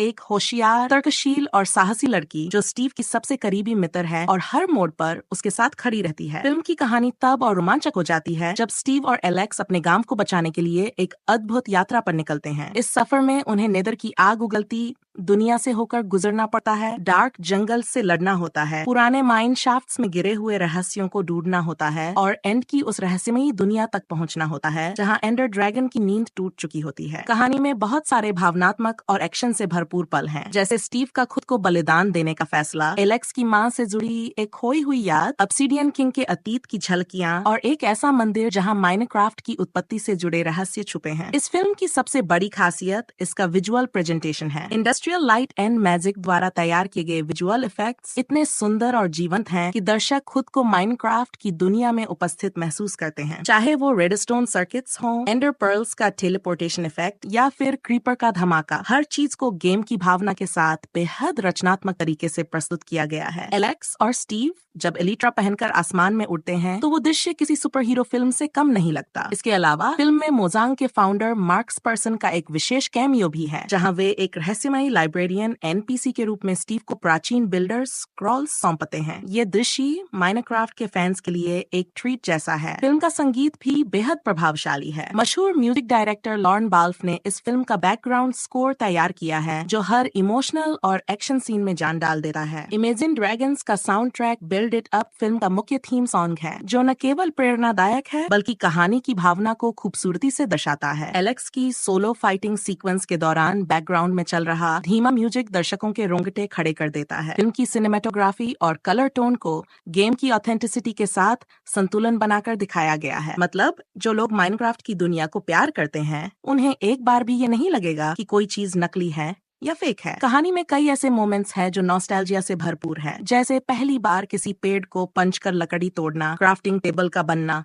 क्रीपर से बचने की कोशिश करना, TNT से रास्ता बनाना और सबसे रोमांचक एंड पोर्टल को एक्टिवेट करना। ये सभी पल हर माइनक्राफ्ट प्लेयर की यादें ताजा कर देंगे। वहीं बच्चों के लिए ये फिल्म एक अद्भुत फैंटेसी एडवेंचर है, जिसमें दोस्ती, साहस और टीम वर्क जैसे मूल्य भी बखूबी दिखाए गए हैं। ऑब्सिडियन किंग एक प्रभावशाली और रहस्यमय खलनायक है। उसकी उपस्थिति, उसका डार्क थ्रोन और प्राचीन बिल्डर्स के साथ उसके पुराने संबंध फिल्म में गहराई लाते हैं। जहां तक व्यावसायिक प्रदर्शन की बात है, इस फिल्म ने पहले ही हफ्ते में दुनिया भर से $300 मिलियन से अधिक की कमाई कर ली है और यह साल की सबसे बड़ी हिट्स में गिनी जा रही है। सैटेलाइट राइट्स भारत में कार्टून नेटवर्क और पोगो को मिले हैं, जबकि फिल्म जुलाई 2025 में नेटफ्लिक्स पर स्ट्रीमिंग के लिए आएगी। एक पोस्ट क्रेडिट सीन में एलेक्स की वापसी की झलक मिलती है, जिससे फैंस में उत्साह की लहर दौड़ गई है। साथ ही एंड पोर्टल के पीछे दिखने वाली रहस्यमय हेरोब्राइन आंखें ने हजारों थ्योरीज को जन्म दिया है। माइनक्राफ्ट कम्युनिटी रेडिट और यूट्यूब पर इस फिल्म की चर्चा से भरी हुई है। फैंस मान रहे हैं कि ये सिर्फ एक शुरुआत है। मोजांग और वार्नर ब्रदर्स पहले ही एक sequel Minecraft the Nether War की घोषणा कर चुके हैं, जिसमें ऑब्सिडियन किंग की आत्मा नेदर में फिर से जाग उठेगी। संक्षेप में कहा जाए तो माइनक्राफ्ट ब्लॉक की दुनिया सिर्फ एक फिल्म नहीं बल्कि एक अनुभव है, जो स्क्रीन पर आते ही आपको उस जादुई इंटो की दुनिया में ले जाती है, जहां हर ब्लॉक में एक कहानी है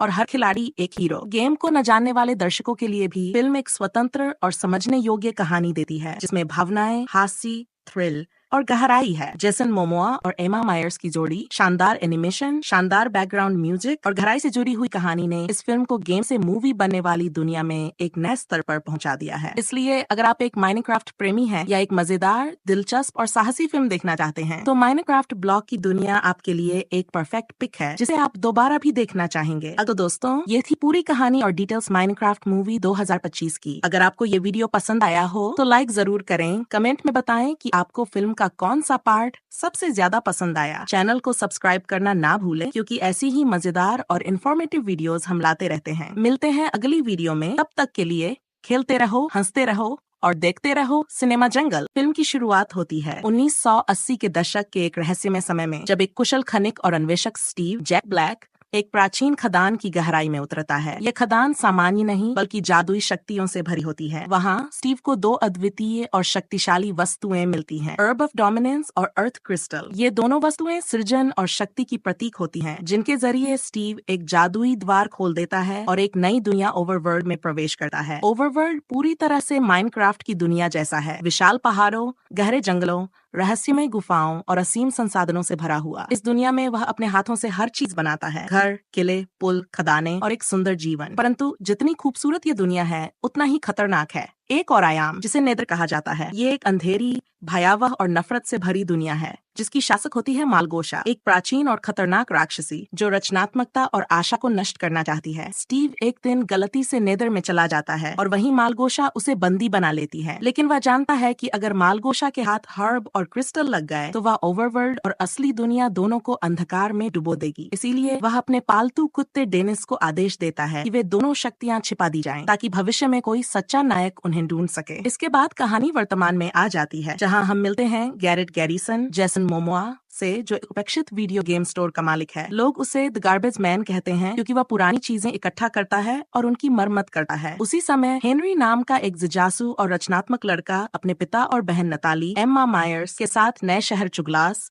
इडाहो में आकर बसता है। हेनरी की कल्पना शक्ति बहुत तेज होती है और उसे पुराने रहस्यों की खोज में मजा आता है। एक दिन वह गैरेट के स्टोर में जाता है, जहां उसे गलती से वो अर्ब और क्रिस्टल मिल जाते हैं, जो दशकों पहले स्टीव ने छिपाए थे। जैसे ही वह उन्हें छूता है, अचानक एक तेज रोशनी और गड़गड़ाहट के साथ एक पोर्टल खुलता है और गैरेट, हेनरी, नताली और पास की एक महिला डॉन, डेनियल ब्रूक्स सब ओवरवर्ल्ड में खींच लिए जाते हैं। जब वे इस अनजान और असामान्य दुनिया में जागते हैं तो सब भ्रमित और डरे हुए होते हैं। वहीं उनकी मुलाकात होती है स्टीव से, जो अब उम्रदराज हो चुका है लेकिन अभी भी ओवरवर्ल्ड का संरक्षक बना हुआ है। स्टीव उन्हें सिखाता है कि इस दुनिया में कैसे जीवित रहा जाता है। वह उन्हें माइनक्राफ्ट की मूल बातें समझाता है, ब्लॉक तोड़ना, संसाधन इकट्ठा करना, शिल्प बनाना, उपकरण तैयार करना और रचनात्मक रूप से निर्माण करना। शुरुआत में गैरेट को यह सब बहुत मूर्खतापूर्ण लगता है, लेकिन धीरे धीरे वह समझने लगता है कि ये दुनिया केवल ताकत से नहीं, दिमाग और दिल से जीती जाती है। हेनरी और नताली भी निर्माण करना सीखते हैं और उन्हें इस प्रक्रिया में बहुत मजा आता है। इस दौरान मालगोशा को यह आभास हो जाता है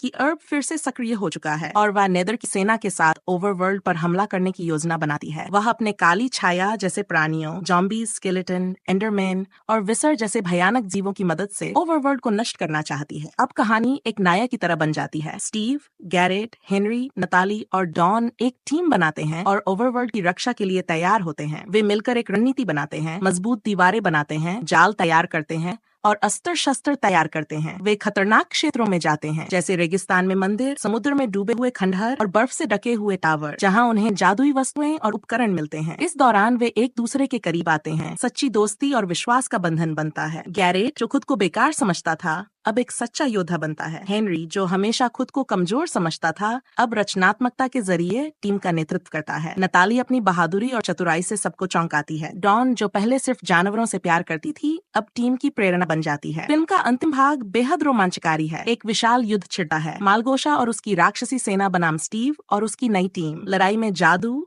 विस्फोट, तलवारबाजी और निर्माण की अद्भुत झलक देखने को मिलती है। हेनरी एक विशाल गोले जैसा हथियार बनाता है जो मल्टीपल ट्रैप्स से भरपूर होता है। नताली एक उड़ता हुआ टावर डिजाइन करती है और गैरेट एक विशाल क्राफ्टेड ड्रैगन जैसा यंत्र बनाता है जो आग उगलता है। स्टीव खुद मालगोशा से लड़ता है और अंत में सभी मिलकर उसकी शक्ति को अर्ब और क्रिस्टल के जरिए नष्ट कर देते हैं। जैसे ही मालगोशा की शक्ति खत्म होती है, नेदर वापस अपने आयाम में बंद हो जाता है और ओवरवर्ल्ड फिर से शांति से भर जाता है। इसके बाद स्टीव टीम को बताता है कि अब ये दुनिया उनके भरोसे है और वे जब चाहें यहाँ वापस आ सकते हैं। एक भावुक विदाई के बाद सभी लोग पोर्टल के जरिए अपने असली जीवन में लौट आते हैं, लेकिन अब वे पहले जैसे नहीं रहते। गैरेट अपने गेम स्टोर को एक क्रिएटिव हब बना देता है जहां बच्चे आकर माइनक्राफ्ट और कोडिंग सीखते हैं। डॉन अपना पेंटिंग जू खोलती है और बच्चों को प्रकृति से जोड़ती है। नताली एक वैज्ञानिक बनना चाहती है और माइनक्राफ्ट में सीखी बातें असली जीवन में लागू करती है। हेनरी स्कूल में बच्चों को निर्माण की ताकत के बारे में बताता है और एक युवा लीडर बन जाता है। कहानी का अंत एक खूबसूरत संदेश के साथ होता है। कल्पना शक्ति केवल एक विचार नहीं, एक शक्ति है और जब हम मिलकर कुछ बनाते हैं तो हम दुनिया बदल सकते हैं। अब बात करते हैं इस फिल्म के बॉक्स ऑफिस और बजट की, जो माइनक्राफ्ट गेम की जादुई और ब्लॉक से बनी दुनिया को बड़े पर्दे पर उतारने का एक शानदार और महत्वाकांक्षी प्रयास है। माइनक्राफ्ट ब्लॉक की दुनिया 2025 एक अद्भुत और बहुप्रतीक्षित animated live action hybrid film है जो दुनिया के सबसे मशहूर और सबसे ज्यादा खेले जाने वाले वीडियो गेम माइनक्राफ्ट पर आधारित है। ये फिल्म 4 अप्रैल 2025 को विश्व भर में एक साथ रिलीज हुई और रिलीज के साथ ही इसने दर्शकों के बीच भारी उत्साह और रोमांच पैदा कर दिया। इस फिल्म का निर्देशन जैरेड हेस ने किया है, जो अपने विशिष्ट हास्य और यूनिक विजन के लिए जाने जाते हैं। फिल्म की कहानी एक काल्पनिक और ब्लॉक से बनी दुनिया में घटती है, जहां हर चीज, पेड़, पानी, जानवर, लोग, सब कुछ स्क्वायर शेप में बना है, जैसे हम माइनक्राफ्ट गेम में देखते हैं। इस दुनिया में 2 प्रमुख पात्र हैं, स्टीव और एलेक्स, जो शांतिपूर्ण जीवन जी रहे होते हैं, लेकिन अचानक एक दुर्भाग्यपूर्ण घटना सब कुछ बदल देती है। एक रहस्यमय प्राचीन ब्लॉक के टूटने से एक शक्तिशाली और अंधेरे से भरा विलेन ऑब्सिडियन किंग वापस लौट आता है, जिसकी योजना है पूरी माइनक्राफ्ट दुनिया को बर्बाद कर देना और इसे हमेशा के लिए हार्डकोर मोड में तब्दील कर देना। फिल्म में जेसन मोमोआ ने स्टीव का किरदार निभाया है, एक मजबूत, शांत और समर्पित योद्धा जो मुश्किलों से घबराता नहीं। वहीं एमा मायर्स ने एलेक्स का किरदार निभाया है, एक होशियार, तर्कशील और साहसी लड़की जो स्टीव की सबसे करीबी मित्र है और हर मोड़ पर उसके साथ खड़ी रहती है। फिल्म की कहानी तब और रोमांचक हो जाती है जब स्टीव और एलेक्स अपने गांव को बचाने के लिए एक अद्भुत यात्रा पर निकलते हैं। इस सफर में उन्हें नेदर की आग उगलती दुनिया से होकर गुजरना पड़ता है, डार्क जंगल से लड़ना होता है, पुराने माइन शाफ्ट्स में गिरे हुए रहस्यों को ढूंढना होता है और एंड की उस रहस्यमयी दुनिया तक पहुंचना होता है जहां एंडर ड्रैगन की नींद टूट चुकी होती है। कहानी में बहुत सारे भावनात्मक और एक्शन से भरपूर भरपूर पल हैं, जैसे स्टीव का खुद को बलिदान देने का फैसला, एलेक्स की मां से जुड़ी एक खोई हुई याद, ऑब्सिडियन किंग के अतीत की झलकियां और एक ऐसा मंदिर जहां माइनक्राफ्ट की उत्पत्ति से जुड़े रहस्य छुपे हैं। इस फिल्म की सबसे बड़ी खासियत इसका विजुअल प्रेजेंटेशन है। इंडस्ट्रियल लाइट एंड मैजिक द्वारा तैयार किए गए विजुअल इफेक्ट्स इतने सुंदर और जीवंत हैं कि दर्शक खुद को माइनक्राफ्ट की दुनिया में उपस्थित महसूस करते हैं। चाहे वो रेडस्टोन सर्किट्स हों, एंडर पर्ल्स का टेलीपोर्टेशन इफेक्ट या फिर क्रीपर का धमाका, हर चीज को गेम की भावना के साथ बेहद रचनात्मक तरीके से प्रस्तुत किया गया है। एलेक्स और स्टीव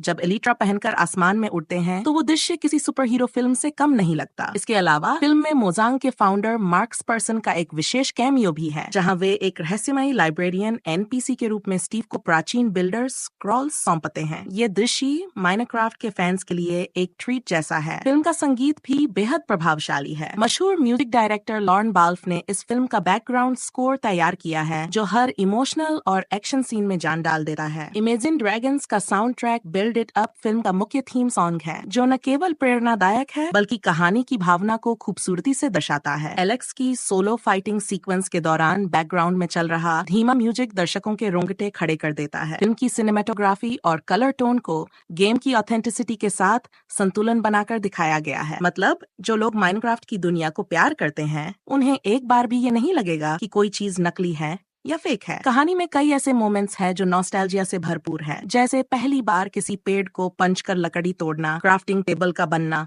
क्रीपर से बचने की कोशिश करना, TNT से रास्ता बनाना और सबसे रोमांचक एंड पोर्टल को एक्टिवेट करना। ये सभी पल हर माइनक्राफ्ट प्लेयर की यादें ताजा कर देंगे। वहीं बच्चों के लिए ये फिल्म एक अद्भुत फैंटेसी एडवेंचर है, जिसमें दोस्ती, साहस और टीम वर्क जैसे मूल्य भी बखूबी दिखाए गए हैं। ऑब्सिडियन किंग एक प्रभावशाली और रहस्यमय खलनायक है। उसकी उपस्थिति, उसका डार्क थ्रोन और प्राचीन बिल्डर्स के साथ उसके पुराने संबंध फिल्म में गहराई लाते हैं। जहां तक व्यावसायिक प्रदर्शन की बात है, इस फिल्म ने पहले ही हफ्ते में दुनिया भर से $300 मिलियन से अधिक की कमाई कर ली है और यह साल की सबसे बड़ी हिट्स में गिनी जा रही है। सैटेलाइट राइट्स भारत में कार्टून नेटवर्क और पोगो को मिले हैं, जबकि फिल्म जुलाई 2025 में नेटफ्लिक्स पर स्ट्रीमिंग के लिए आएगी। एक पोस्ट क्रेडिट सीन में एलेक्स की वापसी की झलक मिलती है, जिससे फैंस में उत्साह की लहर दौड़ गई है। साथ ही एंड पोर्टल के पीछे दिखने वाली रहस्यमय हेरोब्राइन आंखें ने हजारों थ्योरीज को जन्म दिया है। माइनक्राफ्ट कम्युनिटी रेडिट और यूट्यूब पर इस फिल्म की चर्चा से भरी हुई है। फैंस मान रहे हैं कि ये सिर्फ एक शुरुआत है। मोजांग और वार्नर ब्रदर्स पहले ही एक sequel Minecraft the Nether War की घोषणा कर चुके हैं, जिसमें ऑब्सिडियन किंग की आत्मा नेदर में फिर से जाग उठेगी। संक्षेप में कहा जाए तो माइनक्राफ्ट ब्लॉक की दुनिया सिर्फ एक फिल्म नहीं बल्कि एक अनुभव है, जो स्क्रीन पर आते ही आपको उस जादुई इंटो की दुनिया में ले जाती है, जहां हर ब्लॉक में एक कहानी है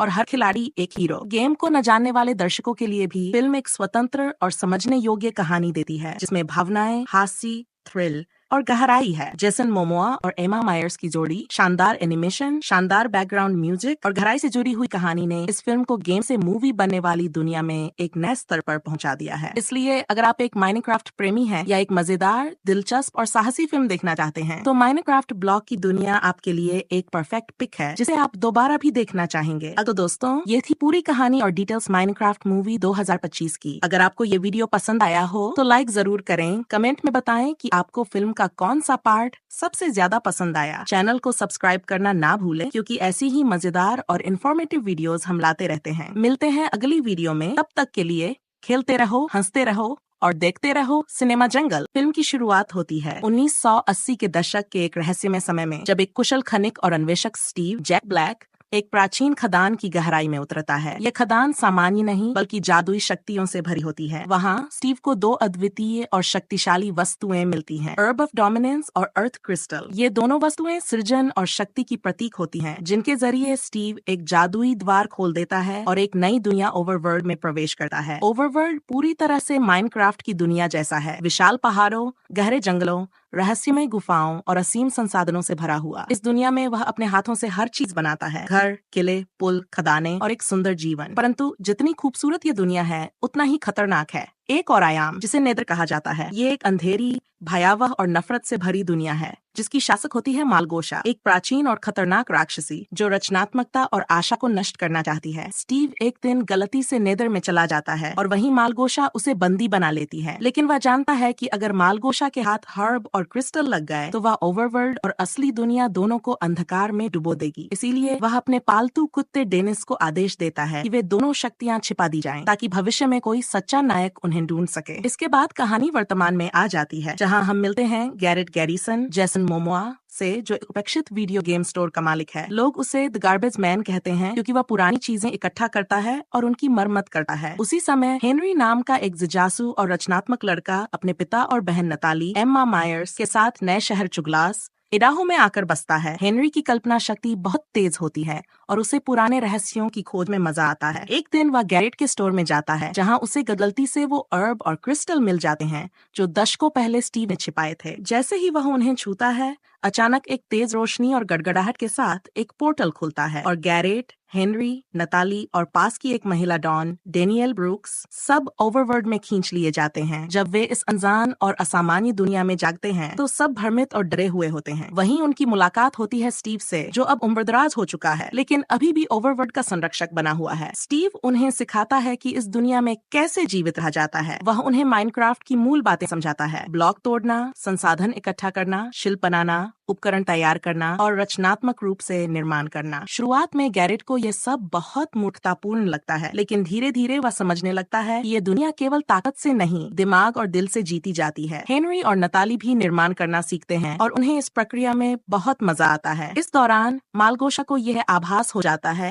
कि अर्ब फिर से सक्रिय हो चुका है और वह नेदर की सेना के साथ ओवरवर्ल्ड पर हमला करने की योजना बनाती है। वह अपने काली छाया जैसे प्राणियों, जॉम्बी, स्केलेटन, एंडरमैन और विसर जैसे भयानक जीवों की मदद से ओवरवर्ल्ड को नष्ट करना चाहती है। अब कहानी एक नायक की तरह बन जाती है। स्टीव, गैरेट, हेनरी, नताली और डॉन एक टीम बनाते हैं और ओवरवर्ल्ड की रक्षा के लिए तैयार होते हैं। वे मिलकर एक रणनीति बनाते हैं, मजबूत दीवारें बनाते हैं, जाल तैयार करते हैं और अस्त्र शस्त्र तैयार करते हैं। वे खतरनाक क्षेत्रों में जाते हैं जैसे रेगिस्तान में मंदिर, समुद्र में डूबे हुए खंडहर और बर्फ से ढके हुए टावर, जहां उन्हें जादुई वस्तुएं और उपकरण मिलते हैं। इस दौरान वे एक दूसरे के करीब आते हैं, सच्ची दोस्ती और विश्वास का बंधन बनता है। गैरेट, जो खुद को बेकार समझता था, अब एक सच्चा योद्धा बनता है। हेनरी, जो हमेशा खुद को कमजोर समझता था, अब रचनात्मकता के जरिए टीम का नेतृत्व करता है। नताली अपनी बहादुरी और चतुराई से सबको चौंकाती है। डॉन, जो पहले सिर्फ जानवरों से प्यार करती थी, अब टीम की प्रेरणा बन जाती है। फिल्म का अंतिम भाग बेहद रोमांचकारी है। एक विशाल युद्ध छिड़ता है। मालगोशा और उसकी राक्षसी सेना बनाम स्टीव और उसकी नई टीम। लड़ाई में जादू,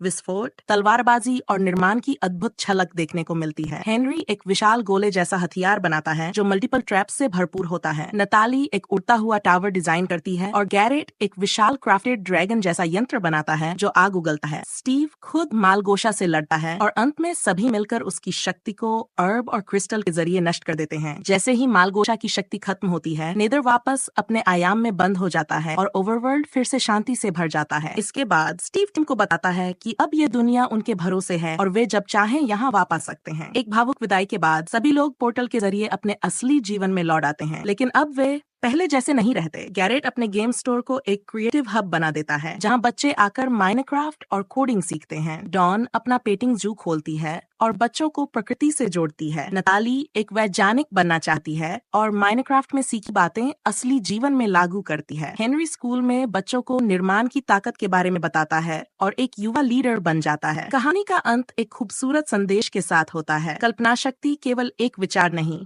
एक शक्ति है और जब हम मिलकर कुछ बनाते हैं तो हम दुनिया बदल सकते हैं। अब बात करते हैं इस फिल्म के बॉक्स ऑफिस और बजट की, जो माइनक्राफ्ट गेम की जादुई और ब्लॉक से बनी दुनिया को बड़े पर्दे पर उतारने का एक शानदार और महत्वाकांक्षी प्रयास है। माइनक्राफ्ट ब्लॉक की दुनिया 2025 एक अद्भुत और बहुप्रतीक्षित animated live action hybrid film है जो दुनिया के सबसे मशहूर और सबसे ज्यादा खेले जाने वाले वीडियो गेम माइनक्राफ्ट पर आधारित है। ये फिल्म 4 अप्रैल 2025 को विश्व भर में एक साथ रिलीज हुई और रिलीज के साथ ही इसने दर्शकों के बीच भारी उत्साह और रोमांच पैदा कर दिया। इस फिल्म का निर्देशन जेरेड हेस ने किया है, जो जो अपने विशिष्ट हास्य और यूनिक विजन के लिए जाने जाते हैं। फिल्म की कहानी एक काल्पनिक और ब्लॉक से बनी दुनिया में घटती है, जहाँ हर चीज, पेड़, पानी, जानवर, लोग, सब कुछ स्क्वायर शेप में बना है, जैसे हम माइनक्राफ्ट गेम में देखते हैं। इस दुनिया में दो प्रमुख पात्र हैं, स्टीव और एलेक्स, जो शांतिपूर्ण जीवन जी रहे होते हैं, लेकिन अचानक एक दुर्भाग्यपूर्ण घटना सब कुछ बदल देती है। एक रहस्यमय प्राचीन ब्लॉक के टूटने से एक शक्तिशाली और अंधेरे से भरा विलेन ऑब्सिडियन किंग वापस लौट आता है, जिसकी योजना है पूरी माइनक्राफ्ट दुनिया को बर्बाद कर देना और इसे हमेशा के लिए हार्डकोर मोड में तब्दील कर देना। फिल्म में जेसन मोमोआ ने स्टीव का किरदार निभाया है, एक मजबूत, शांत और समर्पित योद्धा जो मुश्किलों से घबराता नहीं। वहीं एमा मायर्स ने एलेक्स का किरदार निभाया है, एक होशियार, तर्कशील और साहसी लड़की जो स्टीव की सबसे करीबी मित्र है और हर मोड़ पर उसके साथ खड़ी रहती है। फिल्म की कहानी तब और रोमांचक हो जाती है जब स्टीव और एलेक्स अपने गांव को बचाने के लिए एक अद्भुत यात्रा पर निकलते हैं। इस सफर में उन्हें नेदर की आग उगलती दुनिया से होकर गुजरना पड़ता है, डार्क जंगल से लड़ना होता है, पुराने माइन शाफ्ट्स में गिरे हुए रहस्यों को ढूंढना होता है और एंड की उस रहस्यमयी दुनिया तक पहुंचना होता है जहां एंडर ड्रैगन की नींद टूट चुकी होती है। कहानी में बहुत सारे भावनात्मक और एक्शन से भरपूर पल हैं, जैसे स्टीव का खुद को बलिदान देने का फैसला, एलेक्स की मां से जुड़ी एक खोई हुई याद, ऑब्सिडियन किंग के अतीत की झलकियां और एक ऐसा मंदिर जहां माइनक्राफ्ट की उत्पत्ति से जुड़े रहस्य छुपे हैं। इस फिल्म की सबसे बड़ी खासियत इसका विजुअल प्रेजेंटेशन है। इंडस्ट्रियल लाइट एंड मैजिक द्वारा तैयार किए गए विजुअल इफेक्ट्स इतने सुंदर और जीवंत हैं कि दर्शक खुद को माइनक्राफ्ट की दुनिया में उपस्थित महसूस करते हैं, चाहे वो रेडस्टोन सर्किट्स हों, एंडर पर्ल्स का टेलीपोर्टेशन इफेक्ट या फिर क्रीपर का धमाका। हर चीज को गेम की भावना के साथ बेहद रचनात्मक तरीके से प्रस्तुत किया गया है। एलेक्स और स्टीव जब एलिट्रा पहनकर आसमान में उड़ते हैं तो वो दृश्य किसी सुपर हीरो फिल्म से कम नहीं लगता। इसके अलावा फिल्म में मोजांग के फाउंडर मार्क्स पर्सन का एक विशेष कैमियो भी है, जहां वे एक रहस्यमयी लाइब्रेरियन एनपीसी के रूप में स्टीव को प्राचीन बिल्डर स्क्रॉल्स सौंपते हैं। ये दृश्य माइनक्राफ्ट के फैंस के लिए एक ट्रीट जैसा है। फिल्म का संगीत भी बेहद प्रभावशाली है। मशहूर म्यूजिक डायरेक्टर लॉर्न बाल्फ ने इस फिल्म का बैकग्राउंड स्कोर तैयार किया है, जो हर इमोशनल और एक्शन सीन में जान डाल देता है। इमेजिन ड्रैगन्स का sound track build it up film का मुख्य थीम सॉन्ग है, जो न केवल प्रेरणादायक है बल्कि कहानी की भावना को खूबसूरती से दर्शाता है। एलेक्स की सोलो फाइटिंग सीक्वेंस के दौरान बैकग्राउंड में चल रहा धीमा म्यूजिक दर्शकों के रोंगटे खड़े कर देता है। फिल्म की सिनेमेटोग्राफी और कलर टोन को गेम की ऑथेंटिसिटी के साथ संतुलन बनाकर दिखाया गया है। मतलब जो लोग माइनक्राफ्ट की दुनिया को प्यार करते हैं, उन्हें एक बार भी ये नहीं लगेगा कि कोई चीज नकली है या फेक है। कहानी में कई ऐसे मोमेंट्स हैं जो नॉस्टैल्जिया से भरपूर है, जैसे पहली बार किसी पेड़ को पंच कर लकड़ी तोड़ना, क्राफ्टिंग टेबल का बनना, क्रीपर से बचने की कोशिश करना, TNT से रास्ता बनाना और सबसे रोमांचक एंड पोर्टल को एक्टिवेट करना। ये सभी पल हर माइनक्राफ्ट प्लेयर की यादें ताजा कर देंगे। वहीं बच्चों के लिए ये फिल्म एक अद्भुत फैंटेसी एडवेंचर है, जिसमें दोस्ती, साहस और टीम वर्क जैसे मूल्य भी बखूबी दिखाए गए हैं। ऑब्सिडियन किंग एक प्रभावशाली और रहस्यमय खलनायक है। उसकी उपस्थिति, उसका डार्क थ्रोन और प्राचीन बिल्डर्स के साथ उसके पुराने संबंध फिल्म में गहराई लाते हैं। जहां तक व्यावसायिक प्रदर्शन की बात है, इस फिल्म ने पहले ही हफ्ते में दुनिया भर से $300 मिलियन से अधिक की कमाई कर ली है और यह साल की सबसे बड़ी हिट्स में गिनी जा रही है। सैटेलाइट राइट्स भारत में कार्टून नेटवर्क और पोगो को मिले हैं, जबकि फिल्म जुलाई 2025 में नेटफ्लिक्स पर स्ट्रीमिंग के लिए आएगी। एक पोस्ट क्रेडिट सीन में एलेक्स की वापसी की झलक मिलती है, जिससे फैंस में उत्साह की लहर दौड़ गई है। साथ ही एंड पोर्टल के पीछे दिखने वाली रहस्यमय हेरोब्राइन आंखें ने हजारों थ्योरीज को जन्म दिया है। माइनक्राफ्ट कम्युनिटी रेडिट और यूट्यूब पर इस फिल्म की चर्चा से भरी हुई है। फैंस मान रहे हैं कि ये सिर्फ एक शुरुआत है। मोजांग और वार्नर ब्रदर्स पहले ही एक sequel Minecraft the Nether War की घोषणा कर चुके हैं, जिसमें ऑब्सिडियन किंग की आत्मा नेदर में फिर से जाग उठेगी। संक्षेप में कहा जाए तो माइनक्राफ्ट ब्लॉक की दुनिया सिर्फ एक फिल्म नहीं बल्कि एक अनुभव है, जो स्क्रीन पर आते ही आपको उस जादुई इंटो की दुनिया में ले जाती है, जहां हर ब्लॉक में एक कहानी है और हर खिलाड़ी एक हीरो। गेम को न जानने वाले दर्शकों के लिए भी फिल्म एक स्वतंत्र और समझने योग्य कहानी देती है, जिसमें भावनाएं, हास्य, थ्रिल और गहराई है। जेसन मोमोआ और एमा मायर्स की जोड़ी, शानदार एनिमेशन, शानदार बैकग्राउंड म्यूजिक और गहराई से जुड़ी हुई कहानी ने इस फिल्म को गेम से मूवी बनने वाली दुनिया में एक नए स्तर पर पहुंचा दिया है। इसलिए अगर आप एक माइनक्राफ्ट प्रेमी हैं या एक मजेदार, दिलचस्प और साहसी फिल्म देखना चाहते हैं, तो माइनक्राफ्ट ब्लॉक की दुनिया आपके लिए एक परफेक्ट पिक है, जिसे आप दोबारा भी देखना चाहेंगे। तो दोस्तों, ये थी पूरी कहानी और डिटेल्स माइनक्राफ्ट मूवी 2025 की। अगर आपको ये वीडियो पसंद आया हो तो लाइक जरूर करें, कमेंट में बताएं कि आपको फिल्म का कौन सा पार्ट सबसे ज्यादा पसंद आया। चैनल को सब्सक्राइब करना ना भूलें, क्योंकि ऐसी ही मजेदार और इन्फॉर्मेटिव वीडियोस हम लाते रहते हैं। मिलते हैं अगली वीडियो में, तब तक के लिए खेलते रहो, हंसते रहो और देखते रहो सिनेमा जंगल। फिल्म की शुरुआत होती है 1980 के दशक के एक रहस्यमय समय में, जब एक कुशल खनिक और अन्वेषक स्टीव जैक ब्लैक एक प्राचीन खदान की गहराई में उतरता है। यह खदान सामान्य नहीं बल्कि जादुई शक्तियों से भरी होती है। वहाँ स्टीव को दो अद्वितीय और शक्तिशाली वस्तुएं मिलती हैं, अर्ब ऑफ डोमिनेंस और अर्थ क्रिस्टल। ये दोनों वस्तुएं सृजन और शक्ति की प्रतीक होती हैं, जिनके जरिए स्टीव एक जादुई द्वार खोल देता है और एक नई दुनिया ओवरवर्ल्ड में प्रवेश करता है। ओवरवर्ल्ड पूरी तरह से माइनक्राफ्ट की दुनिया जैसा है, विशाल पहाड़ों, गहरे जंगलों, रहस्यमय गुफाओं और असीम संसाधनों से भरा हुआ। इस दुनिया में वह अपने हाथों से हर चीज बनाता है, घर, किले, पुल, खदानें और एक सुंदर जीवन। परंतु जितनी खूबसूरत ये दुनिया है, उतना ही खतरनाक है। एक और आयाम, जिसे नेदर कहा जाता है, ये एक अंधेरी, भयावह और नफरत से भरी दुनिया है, जिसकी शासक होती है मालगोशा, एक प्राचीन और खतरनाक राक्षसी जो रचनात्मकता और आशा को नष्ट करना चाहती है। स्टीव एक दिन गलती से नेदर में चला जाता है और वहीं मालगोशा उसे बंदी बना लेती है, लेकिन वह जानता है कि अगर मालगोशा के हाथ हर्ब और क्रिस्टल लग गए तो वह ओवरवर्ल्ड और असली दुनिया दोनों को अंधकार में डुबो देगी। इसीलिए वह अपने पालतू कुत्ते डेनिस को आदेश देता है कि वे दोनों शक्तियां छिपा दी जाएं, ताकि भविष्य में कोई सच्चा नायक उन्हें ढूंढ सके। इसके बाद कहानी वर्तमान में आ जाती है, जहां हम मिलते हैं गैरेट गैरिसन, जैसन मोमोआ से, जो एक उपेक्षित वीडियो गेम स्टोर का मालिक है। लोग उसे द गार्बेज मैन कहते हैं, क्योंकि वह पुरानी चीजें इकट्ठा करता है और उनकी मरम्मत करता है। उसी समय हेनरी नाम का एक जिज्ञासु और रचनात्मक लड़का अपने पिता और बहन नताली, एम्मा मायर्स के साथ नए शहर चुगलास,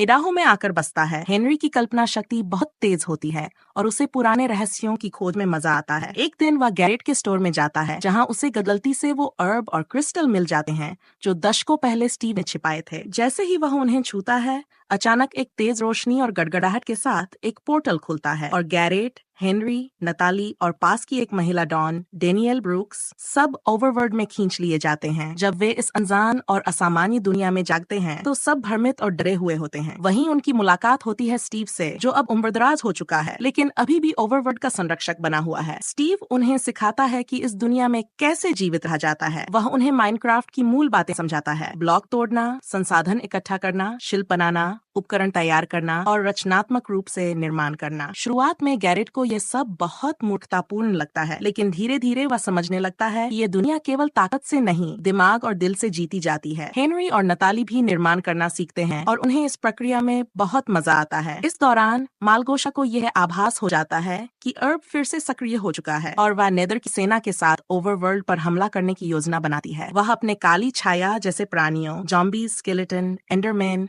और विसर जैसे भयानक जीवों की मदद से ओवरवर्ल्ड को नष्ट करना चाहती है। अब कहानी एक नायक की तरह बन जाती है। स्टीव, गैरेट, हेनरी, नताली और डॉन एक टीम बनाते हैं और ओवरवर्ल्ड की रक्षा के लिए तैयार होते हैं। वे मिलकर एक रणनीति बनाते हैं, मजबूत दीवारें बनाते हैं, जाल तैयार करते हैं और अस्त्र शस्त्र तैयार करते हैं। वे खतरनाक क्षेत्रों में जाते हैं, जैसे रेगिस्तान में मंदिर, समुद्र में डूबे हुए खंडहर और बर्फ से ढके हुए टावर, जहां उन्हें जादुई वस्तुएं और उपकरण मिलते हैं। इस दौरान वे एक दूसरे के करीब आते हैं, सच्ची दोस्ती और विश्वास का बंधन बनता है। गैरेट, जो खुद को बेकार समझता था, अब एक सच्चा योद्धा बनता है। हेनरी, जो हमेशा खुद को कमजोर समझता था, अब रचनात्मकता के जरिए टीम का नेतृत्व करता है। नताली अपनी बहादुरी और चतुराई से सबको चौंकाती है। डॉन, जो पहले सिर्फ जानवरों से प्यार करती थी, अब टीम की प्रेरणा बन जाती है। फिल्म का अंतिम भाग बेहद रोमांचकारी है। एक विशाल युद्ध छिड़ता है। मालगोशा और उसकी राक्षसी सेना बनाम स्टीव और उसकी नई टीम। लड़ाई में जादू, विस्फोट, तलवारबाजी और निर्माण की अद्भुत झलक देखने को मिलती है। हेनरी एक विशाल गोले जैसा हथियार बनाता है जो मल्टीपल ट्रैप्स से भरपूर होता है। नताली एक उड़ता हुआ टावर डिजाइन करती है और गैरेट एक विशाल क्राफ्टेड ड्रैगन जैसा यंत्र बनाता है जो आग उगलता है। स्टीव खुद मालगोशा से लड़ता है और अंत में सभी मिलकर उसकी शक्ति को अर्ब और क्रिस्टल के जरिए नष्ट कर देते हैं। जैसे ही मालगोशा की शक्ति खत्म होती है, नेदर वापस अपने आयाम में बंद हो जाता है और ओवरवर्ल्ड फिर से शांति से भर जाता है। इसके बाद स्टीव टीम को बताता है कि अब ये दुनिया उनके भरोसे है और वे जब चाहें यहाँ वापस आ सकते हैं। एक भावुक विदाई के बाद सभी लोग पोर्टल के जरिए अपने असली जीवन में लौट आते हैं, लेकिन अब वे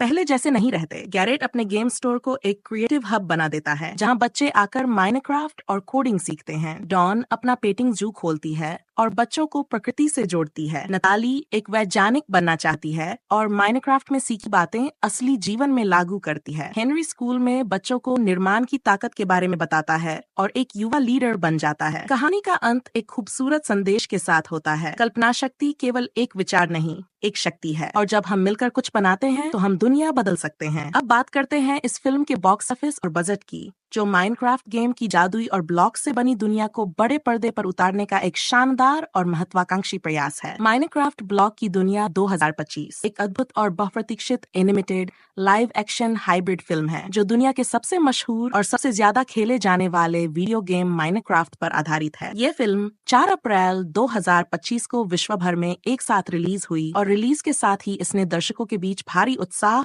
और रोमांच पैदा कर दिया। इस फिल्म का निर्देशन जेरेड हेस ने किया है, जो अपने विशिष्ट हास्य और यूनिक विजन के लिए जाने जाते हैं। फिल्म की कहानी एक काल्पनिक और ब्लॉक से बनी दुनिया में घटती है, जहां हर चीज, पेड़, पानी, जानवर, लोग, सब कुछ स्क्वायर शेप में बना है, जैसे हम माइनक्राफ्ट गेम में देखते हैं। इस दुनिया में 2 प्रमुख पात्र हैं, स्टीव और एलेक्स, जो शांतिपूर्ण जीवन जी रहे होते हैं, लेकिन अचानक एक दुर्भाग्यपूर्ण घटना सब कुछ बदल देती है। एक रहस्यमय प्राचीन ब्लॉक के टूटने से एक शक्तिशाली और अंधेरे से भरा विलेन ऑब्सिडियन किंग वापस लौट आता है, जिसकी योजना है पूरी माइनक्राफ्ट दुनिया को बर्बाद कर देना और इसे हमेशा के लिए हार्डकोर मोड में तब्दील कर देना। फिल्म में जेसन मोमोआ ने स्टीव का किरदार निभाया है, एक मजबूत, शांत और समर्पित योद्धा जो मुश्किलों से घबराता नहीं। वहीं एमा मायर्स ने एलेक्स का किरदार निभाया है, एक होशियार, तर्कशील और साहसी लड़की जो स्टीव की सबसे करीबी मित्र है और हर मोड़ पर उसके साथ खड़ी रहती है। फिल्म की कहानी तब और रोमांचक हो जाती है जब स्टीव और एलेक्स अपने गांव को बचाने के लिए एक अद्भुत यात्रा पर निकलते हैं। इस सफर में उन्हें नेदर की आग उगलती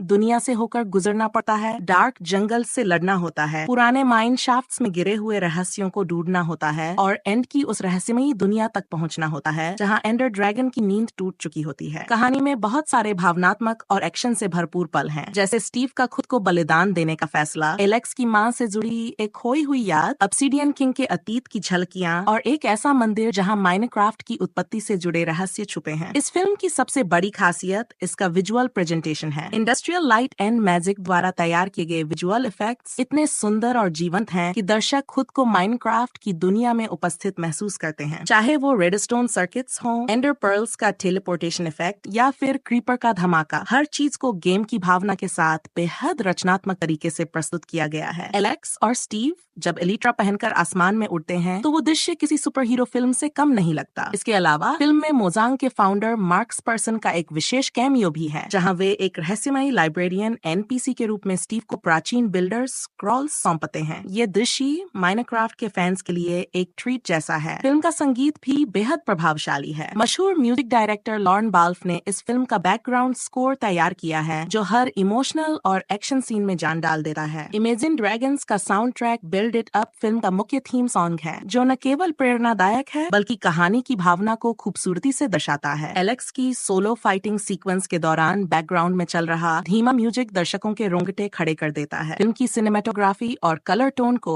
गेम की ऑथेंटिसिटी के साथ संतुलन बनाकर दिखाया गया है। मतलब जो लोग माइनक्राफ्ट की दुनिया को प्यार करते हैं, उन्हें एक बार भी ये नहीं लगेगा कि कोई चीज नकली है या फेक है। कहानी में कई ऐसे मोमेंट्स हैं जो नॉस्टैल्जिया से भरपूर है, जैसे पहली बार किसी पेड़ को पंच कर लकड़ी तोड़ना, क्राफ्टिंग टेबल का बनना, क्रीपर से बचने की कोशिश करना, TNT से रास्ता बनाना और सबसे रोमांचक एंड पोर्टल को एक्टिवेट करना। ये सभी पल हर माइनक्राफ्ट प्लेयर की यादें ताजा कर देंगे। वहीं बच्चों के लिए ये फिल्म एक अद्भुत फैंटेसी एडवेंचर है, जिसमें दोस्ती, साहस और टीम वर्क जैसे मूल्य भी बखूबी दिखाए गए हैं। ऑब्सिडियन किंग एक प्रभावशाली और रहस्यमय खलनायक है। उसकी उपस्थिति, उसका डार्क थ्रोन और प्राचीन बिल्डर्स के साथ उसके पुराने संबंध फिल्म में गहराई लाते हैं। जहां तक व्यावसायिक प्रदर्शन की बात है, इस फिल्म ने पहले ही हफ्ते में दुनिया भर से $300 मिलियन से अधिक की कमाई कर ली है और यह साल की सबसे बड़ी हिट्स में गिनी जा रही है। सैटेलाइट राइट्स भारत में कार्टून नेटवर्क और पोगो को मिले हैं, जबकि फिल्म जुलाई 2025 में नेटफ्लिक्स पर स्ट्रीमिंग के लिए आएगी। एक पोस्ट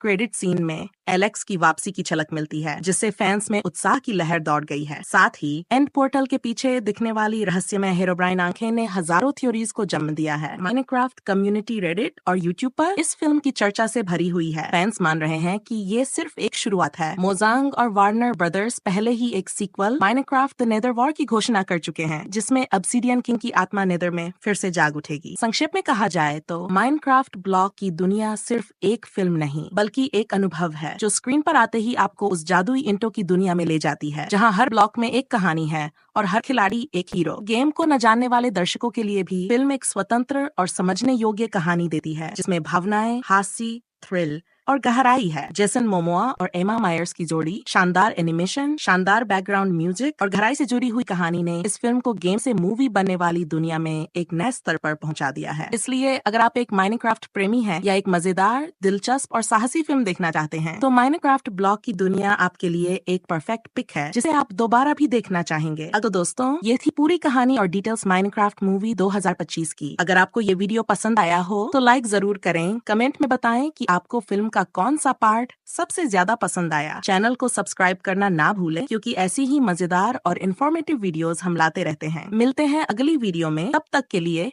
खेलते रहो, हंसते रहो और देखते रहो सिनेमा जंगल। फिल्म की शुरुआत होती है 1980 के दशक के एक रहस्यमय समय में, जब एक कुशल खनिक और अन्वेषक स्टीव जैक ब्लैक एक प्राचीन खदान की गहराई में उतरता है। यह खदान सामान्य नहीं बल्कि जादुई शक्तियों से भरी होती है। वहाँ स्टीव को दो अद्वितीय और शक्तिशाली वस्तुएं मिलती हैं, अर्ब ऑफ डोमिनेंस और अर्थ क्रिस्टल। ये दोनों वस्तुएं सृजन और शक्ति की प्रतीक होती हैं, जिनके जरिए स्टीव एक जादुई द्वार खोल देता है और एक नई दुनिया ओवरवर्ल्ड में प्रवेश करता है। ओवरवर्ल्ड पूरी तरह से माइनक्राफ्ट की दुनिया जैसा है, विशाल पहाड़ों, गहरे जंगलों, रहस्यमय गुफाओं और असीम संसाधनों से भरा हुआ। इस दुनिया में वह अपने हाथों से हर चीज बनाता है, घर, किले, पुल, खदानें और एक सुंदर जीवन। परंतु जितनी खूबसूरत ये दुनिया है, उतना ही खतरनाक है। एक और आयाम, जिसे नेदर कहा जाता है, ये एक अंधेरी, भयावह और नफरत से भरी दुनिया है, जिसकी शासक होती है मालगोशा, एक प्राचीन और खतरनाक राक्षसी जो रचनात्मकता और आशा को नष्ट करना चाहती है। स्टीव एक दिन गलती से नेदर में चला जाता है और वहीं मालगोशा उसे बंदी बना लेती है, लेकिन वह जानता है कि अगर मालगोशा के हाथ हर्ब और क्रिस्टल लग गए तो वह ओवरवर्ल्ड और असली दुनिया दोनों को अंधकार में डुबो देगी। इसीलिए वह अपने पालतू कुत्ते डेनिस को आदेश देता है कि वे दोनों शक्तियां छिपा दी जाएं, ताकि भविष्य में कोई सच्चा नायक उन्हें ढूंढ सके। इसके बाद कहानी वर्तमान में आ जाती है, जहां हम मिलते हैं गैरेट गैरिसन, जेसन मोमोआ से, जो एक उपेक्षित वीडियो गेम स्टोर का मालिक है। लोग उसे द गार्बेज मैन कहते हैं, क्योंकि वह पुरानी चीजें इकट्ठा करता है और उनकी मरम्मत करता है। उसी समय हेनरी नाम का एक जिज्ञासु और रचनात्मक लड़का अपने पिता और बहन नताली, एम्मा मायर्स के साथ नए शहर चुगलास,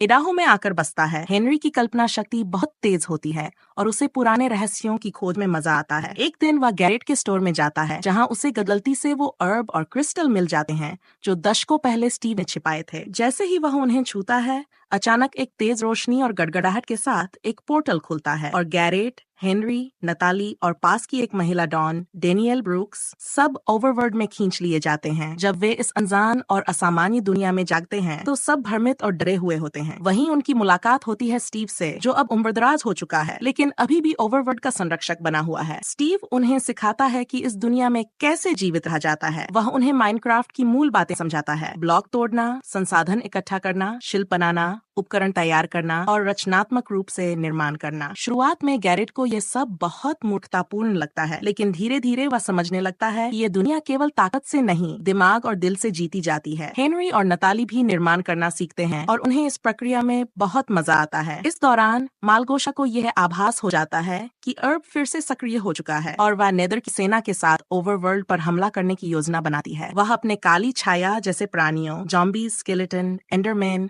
और विसर जैसे भयानक जीवों की मदद से ओवरवर्ल्ड को नष्ट करना चाहती है। अब कहानी एक नायक की तरह बन जाती है। स्टीव, गैरेट, हेनरी, नताली और डॉन एक टीम बनाते हैं और ओवरवर्ल्ड की रक्षा के लिए तैयार होते हैं। वे मिलकर एक रणनीति बनाते हैं, मजबूत दीवारें बनाते हैं, जाल तैयार करते हैं और अस्त्र शस्त्र तैयार करते हैं। वे खतरनाक क्षेत्रों में जाते हैं, जैसे रेगिस्तान में मंदिर, समुद्र में डूबे हुए खंडहर और बर्फ से ढके हुए टावर, जहां उन्हें जादुई वस्तुएं और उपकरण मिलते हैं। इस दौरान वे एक दूसरे के करीब आते हैं, सच्ची दोस्ती और विश्वास का बंधन बनता है। गैरेट, जो खुद को बेकार समझता था, अब एक सच्चा योद्धा बनता है। हेनरी, जो हमेशा खुद को कमजोर समझता था, अब रचनात्मकता के जरिए टीम का नेतृत्व करता है। नताली अपनी बहादुरी और चतुराई से सबको चौंकाती है। डॉन, जो पहले सिर्फ जानवरों से प्यार करती थी, अब टीम की प्रेरणा बन जाती है। फिल्म का अंतिम भाग बेहद रोमांचकारी है। एक विशाल युद्ध छिड़ता है। मालगोशा और उसकी राक्षसी सेना बनाम स्टीव और उसकी नई टीम। लड़ाई में जादू, विस्फोट, तलवारबाजी और निर्माण की अद्भुत झलक देखने को मिलती है। हेनरी एक विशाल गोले जैसा हथियार बनाता है जो मल्टीपल ट्रैप्स से भरपूर होता है। नताली एक उड़ता हुआ टावर डिजाइन करती है और गैरेट एक विशाल क्राफ्टेड ड्रैगन जैसा यंत्र बनाता है जो आग उगलता है। स्टीव खुद मालगोशा से लड़ता है और अंत में सभी मिलकर उसकी शक्ति को अर्ब और क्रिस्टल के जरिए नष्ट कर देते हैं। जैसे ही मालगोशा की शक्ति खत्म होती है, नेदर वापस अपने आयाम में बंद हो जाता है और ओवरवर्ल्ड फिर से शांति से भर जाता है। इसके बाद स्टीव टीम को बताता है कि अब ये दुनिया उनके भरोसे है और वे जब चाहें यहाँ वापस आ सकते हैं। एक भावुक विदाई के बाद सभी लोग पोर्टल के जरिए अपने असली जीवन में लौट आते हैं, लेकिन अब वे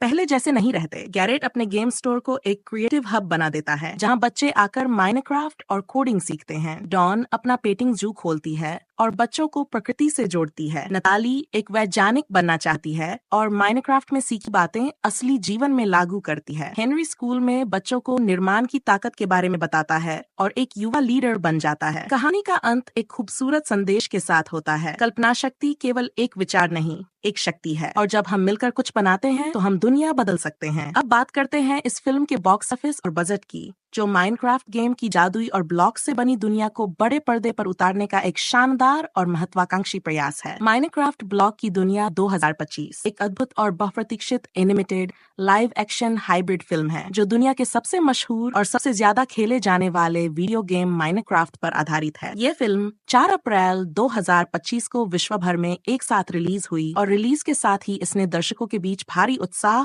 और रोमांच पैदा कर दिया। इस फिल्म का निर्देशन जेरेड हेस ने किया है, जो अपने विशिष्ट हास्य और यूनिक विजन के लिए जाने जाते हैं। फिल्म की कहानी एक काल्पनिक और ब्लॉक से बनी दुनिया में घटती है, जहां हर चीज, पेड़, पानी, जानवर, लोग, सब कुछ स्क्वायर शेप में बना है, जैसे हम माइनक्राफ्ट गेम में देखते हैं। इस दुनिया में 2 प्रमुख पात्र हैं, स्टीव और एलेक्स, जो शांतिपूर्ण जीवन जी रहे होते हैं, लेकिन अचानक एक दुर्भाग्यपूर्ण घटना सब कुछ बदल देती है। एक रहस्यमय प्राचीन ब्लॉक के टूटने से एक शक्तिशाली और अंधेरे से भरा विलेन ऑब्सिडियन किंग वापस लौट आता है, जिसकी योजना है पूरी माइनक्राफ्ट दुनिया को बर्बाद कर देना और इसे हमेशा के लिए हार्डकोर मोड में तब्दील कर देना। फिल्म में जेसन मोमोआ ने स्टीव का किरदार निभाया है, एक मजबूत, शांत और समर्पित योद्धा जो मुश्किलों से घबराता नहीं। वहीं एमा मायर्स ने एलेक्स का किरदार निभाया है, एक होशियार, तर्कशील और साहसी लड़की जो स्टीव की सबसे करीबी मित्र है और हर मोड़ पर उसके साथ खड़ी रहती है। फिल्म की कहानी तब और रोमांचक हो जाती है जब स्टीव और एलेक्स अपने गांव को बचाने के लिए एक अद्भुत यात्रा पर निकलते हैं। इस सफर में उन्हें नेदर की आग उगलती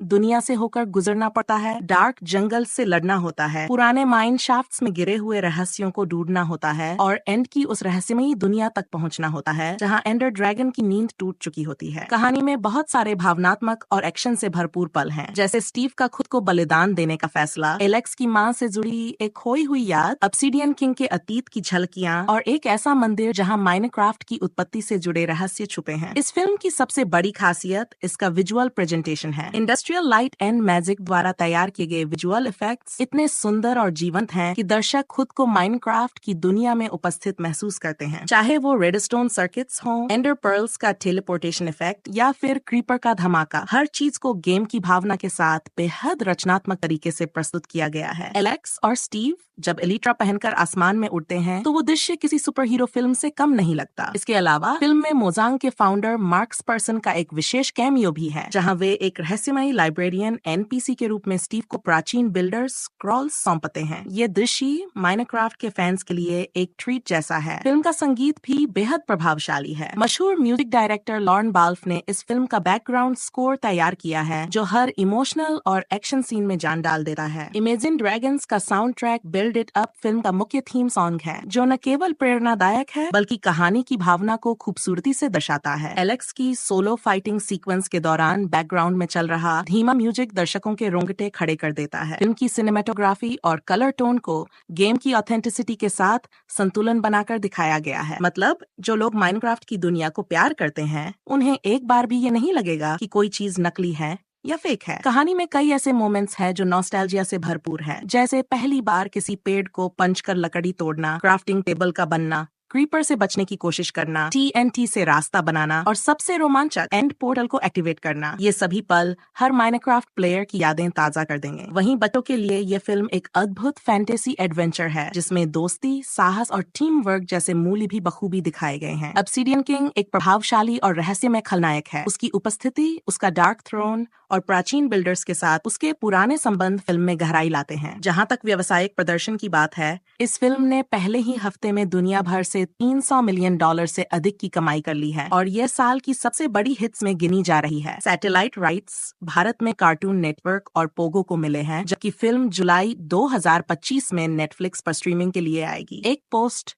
क्रेडिट सीन में एलेक्स की वापसी की झलक मिलती है, जिससे फैंस में उत्साह की लहर दौड़ गई है। साथ ही एंड पोर्टल के पीछे दिखने वाली रहस्यमय हेरोब्राइन आंखें ने हजारों थ्योरीज को जन्म दिया है। माइनक्राफ्ट कम्युनिटी, रेडिट और यूट्यूब पर इस फिल्म की चर्चा से भरी हुई है। फैंस मान रहे हैं कि ये सिर्फ एक शुरुआत है। मोजांग और वार्नर ब्रदर्स पहले ही एक sequel Minecraft the Nether War की घोषणा कर चुके हैं, जिसमें ऑब्सिडियन किंग की आत्मा नेदर में फिर से जाग उठेगी। संक्षेप में कहा जाए तो माइनक्राफ्ट ब्लॉक की दुनिया सिर्फ एक फिल्म नहीं बल्कि एक अनुभव है जो स्क्रीन पर आते ही आपको उस जादुई इंटो की दुनिया में ले जाती है, जहां हर ब्लॉक में एक कहानी है और हर खिलाड़ी एक हीरो। गेम को न जानने वाले दर्शकों के लिए भी फिल्म एक स्वतंत्र और समझने योग्य कहानी देती है, जिसमें भावनाएं, हास्य, थ्रिल और गहराई है। जेसन मोमोआ और एमा मायर्स की जोड़ी, शानदार एनिमेशन, शानदार बैकग्राउंड म्यूजिक और गहराई से जुड़ी हुई कहानी ने इस फिल्म को गेम से मूवी बनने वाली दुनिया में एक नए स्तर पर पहुंचा दिया है। इसलिए अगर आप एक माइनक्राफ्ट प्रेमी हैं या एक मजेदार, दिलचस्प और साहसी फिल्म देखना चाहते हैं, तो माइनक्राफ्ट ब्लॉक की दुनिया आपके लिए एक परफेक्ट पिक है, जिसे आप दोबारा भी देखना चाहेंगे। तो दोस्तों, ये थी पूरी कहानी और डिटेल्स माइनक्राफ्ट मूवी 2025 की। अगर आपको ये वीडियो पसंद आया हो तो लाइक जरूर करें, कमेंट में बताएं कि आपको फिल्म का कौन सा पार्ट सबसे ज्यादा पसंद आया। चैनल को सब्सक्राइब करना ना भूलें, क्योंकि ऐसी ही मजेदार और इन्फॉर्मेटिव वीडियोस हम लाते रहते हैं। मिलते हैं अगली वीडियो में, तब तक के लिए खेलते रहो, हंसते रहो और देखते रहो सिनेमा जंगल। फिल्म की शुरुआत होती है 1980 के दशक के एक रहस्यमय समय में, जब एक कुशल खनिक और अन्वेषक स्टीव जैक ब्लैक एक प्राचीन खदान की गहराई में उतरता है। यह खदान सामान्य नहीं बल्कि जादुई शक्तियों से भरी होती है। वहाँ स्टीव को दो अद्वितीय और शक्तिशाली वस्तुएं मिलती हैं, अर्ब ऑफ डोमिनेंस और अर्थ क्रिस्टल। ये दोनों वस्तुएं सृजन और शक्ति की प्रतीक होती हैं, जिनके जरिए स्टीव एक जादुई द्वार खोल देता है और एक नई दुनिया ओवरवर्ल्ड में प्रवेश करता है। ओवरवर्ल्ड पूरी तरह से माइनक्राफ्ट की दुनिया जैसा है, विशाल पहाड़ों, गहरे जंगलों, रहस्यमय गुफाओं और असीम संसाधनों से भरा हुआ। इस दुनिया में वह अपने हाथों से हर चीज बनाता है, घर, किले, पुल, खदानें और एक सुंदर जीवन। परंतु जितनी खूबसूरत ये दुनिया है, उतना ही खतरनाक है। एक और आयाम, जिसे नेदर कहा जाता है, ये एक अंधेरी, भयावह और नफरत से भरी दुनिया है, जिसकी शासक होती है मालगोशा, एक प्राचीन और खतरनाक राक्षसी जो रचनात्मकता और आशा को नष्ट करना चाहती है। स्टीव एक दिन गलती से नेदर में चला जाता है और वहीं मालगोशा उसे बंदी बना लेती है, लेकिन वह जानता है कि अगर मालगोशा के हाथ हर्ब और क्रिस्टल लग गए तो वह ओवरवर्ल्ड और असली दुनिया दोनों को अंधकार में डुबो देगी। इसीलिए वह अपने पालतू कुत्ते डेनिस को आदेश देता है कि वे दोनों शक्तियाँ छिपा दी जाएं, ताकि भविष्य में कोई सच्चा नायक उन्हें ढूंढ सके। इसके बाद कहानी वर्तमान में आ जाती है, जहां हम मिलते हैं गैरेट गैरिसन, जेसन मोमोआ से, जो एक उपेक्षित वीडियो गेम स्टोर का मालिक है। लोग उसे द गार्बेज मैन कहते हैं, क्योंकि वह पुरानी चीजें इकट्ठा करता है और उनकी मरम्मत करता है। उसी समय हेनरी नाम का एक जिज्ञासु और रचनात्मक लड़का अपने पिता और बहन नताली, एम्मा मायर्स के साथ नए शहर चुगलास, इडाहो में आकर बसता है। हेनरी की कल्पना शक्ति बहुत तेज होती है और उसे पुराने रहस्यों की खोज में मजा आता है। एक दिन वह गैरेट के स्टोर में जाता है, जहां उसे गलती से वो अर्ब और क्रिस्टल मिल जाते हैं जो दशकों पहले स्टीव ने छिपाए थे। जैसे ही वह उन्हें छूता है, अचानक एक तेज रोशनी और गड़गड़ाहट के साथ एक पोर्टल खुलता है और गैरेट, हेनरी, नताली और पास की एक महिला डॉन, डेनियल ब्रूक्स, सब ओवरवर्ल्ड में खींच लिए जाते हैं। जब वे इस अनजान और असामान्य दुनिया में जागते हैं तो सब भ्रमित और डरे हुए होते हैं। वहीं उनकी मुलाकात होती है स्टीव से, जो अब उम्रदराज हो चुका है लेकिन अभी भी ओवरवर्ल्ड का संरक्षक बना हुआ है। स्टीव उन्हें सिखाता है कि इस दुनिया में कैसे जीवित रहा जाता है। वह उन्हें माइनक्राफ्ट की मूल बातें समझाता है, ब्लॉक तोड़ना, संसाधन इकट्ठा करना, शिल्प बनाना उपकरण तैयार करना और रचनात्मक रूप से निर्माण करना। शुरुआत में गैरेट को यह सब बहुत मूर्खतापूर्ण लगता है, लेकिन धीरे धीरे वह समझने लगता है कि ये दुनिया केवल ताकत से नहीं, दिमाग और दिल से जीती जाती है। हेनरी और नताली भी निर्माण करना सीखते हैं और उन्हें इस प्रक्रिया में बहुत मजा आता है। इस दौरान मालगोशा को यह आभास हो जाता है कि अर्ब फिर से सक्रिय हो चुका है और वह नेदर की सेना के साथ ओवरवर्ल्ड पर हमला करने की योजना बनाती है। वह अपने काली छाया जैसे प्राणियों, जॉम्बीज, स्केलेटन, एंडरमैन और विसर जैसे भयानक जीवों की मदद से ओवरवर्ल्ड को नष्ट करना चाहती है। अब कहानी एक नायक की तरह बन जाती है। स्टीव, गैरेट, हेनरी, नताली और डॉन एक टीम बनाते हैं और ओवरवर्ल्ड की रक्षा के लिए तैयार होते हैं। वे मिलकर एक रणनीति बनाते हैं, मजबूत दीवारें बनाते हैं, जाल तैयार करते हैं और अस्त्र शस्त्र तैयार करते हैं। वे खतरनाक क्षेत्रों में जाते हैं, जैसे रेगिस्तान में मंदिर, समुद्र में डूबे हुए खंडहर और बर्फ से ढके हुए टावर, जहां उन्हें जादुई वस्तुएं और उपकरण मिलते हैं। इस दौरान वे एक दूसरे के करीब आते हैं, सच्ची दोस्ती और विश्वास का बंधन बनता है। गैरेट, जो खुद को बेकार समझता था, अब एक सच्चा योद्धा बनता है। हेनरी, जो हमेशा खुद को कमजोर समझता था, अब रचनात्मकता के जरिए टीम का नेतृत्व करता है। नताली अपनी बहादुरी और चतुराई से सबको चौंकाती है। डॉन, जो पहले सिर्फ जानवरों से प्यार करती थी, अब टीम की प्रेरणा बन जाती है। फिल्म का अंतिम भाग बेहद रोमांचकारी है। एक विशाल युद्ध छिड़ता है। मालगोशा और उसकी राक्षसी सेना बनाम स्टीव और उसकी नई टीम। लड़ाई में जादू, विस्फोट, तलवारबाजी और निर्माण की अद्भुत झलक देखने को मिलती है। हेनरी एक विशाल गोले जैसा हथियार बनाता है जो मल्टीपल ट्रैप्स से भरपूर होता है। नताली एक उड़ता हुआ टावर डिजाइन करती है और गैरेट एक विशाल क्राफ्टेड ड्रैगन जैसा यंत्र बनाता है जो आग उगलता है। स्टीव खुद मालगोशा से लड़ता है और अंत में सभी मिलकर उसकी शक्ति को अर्ब और क्रिस्टल के जरिए नष्ट कर देते हैं। जैसे ही मालगोशा की शक्ति खत्म होती है, नेदर वापस अपने आयाम में बंद हो जाता है और ओवरवर्ल्ड फिर से शांति से भर जाता है। इसके बाद स्टीव टीम को बताता है कि अब ये दुनिया उनके भरोसे है और वे जब चाहें यहाँ वापस आ सकते हैं। एक भावुक विदाई के बाद सभी लोग पोर्टल के जरिए अपने असली जीवन में लौट आते हैं, लेकिन अब वे पहले जैसे नहीं रहते। गैरेट अपने गेम स्टोर को एक क्रिएटिव हब बना देता है जहां बच्चे आकर माइनक्राफ्ट और कोडिंग सीखते हैं। डॉन अपना पेंटिंग जू खोलती है और बच्चों को प्रकृति से जोड़ती है। नताली एक वैज्ञानिक बनना चाहती है और माइनक्राफ्ट में सीखी बातें असली जीवन में लागू करती है। हेनरी स्कूल में बच्चों को निर्माण की ताकत के बारे में बताता है और एक युवा लीडर बन जाता है। कहानी का अंत एक खूबसूरत संदेश के साथ होता है। कल्पना शक्ति केवल एक विचार नहीं, एक शक्ति है और जब हम मिलकर कुछ बनाते हैं तो हम दुनिया बदल सकते हैं। अब बात करते हैं इस फिल्म के बॉक्स ऑफिस और बजट की, जो माइनक्राफ्ट गेम की जादुई और ब्लॉक से बनी दुनिया को बड़े पर्दे पर उतारने का एक शानदार और महत्वाकांक्षी प्रयास है। माइनक्राफ्ट ब्लॉक की दुनिया 2025 एक अद्भुत और बहुप्रतीक्षित animated live action hybrid film है जो दुनिया के सबसे मशहूर और सबसे ज्यादा खेले जाने वाले वीडियो गेम माइनक्राफ्ट पर आधारित है। ये फिल्म 4 अप्रैल 2025 को विश्व भर में एक साथ रिलीज हुई और रिलीज के साथ ही इसने दर्शकों के बीच भारी उत्साह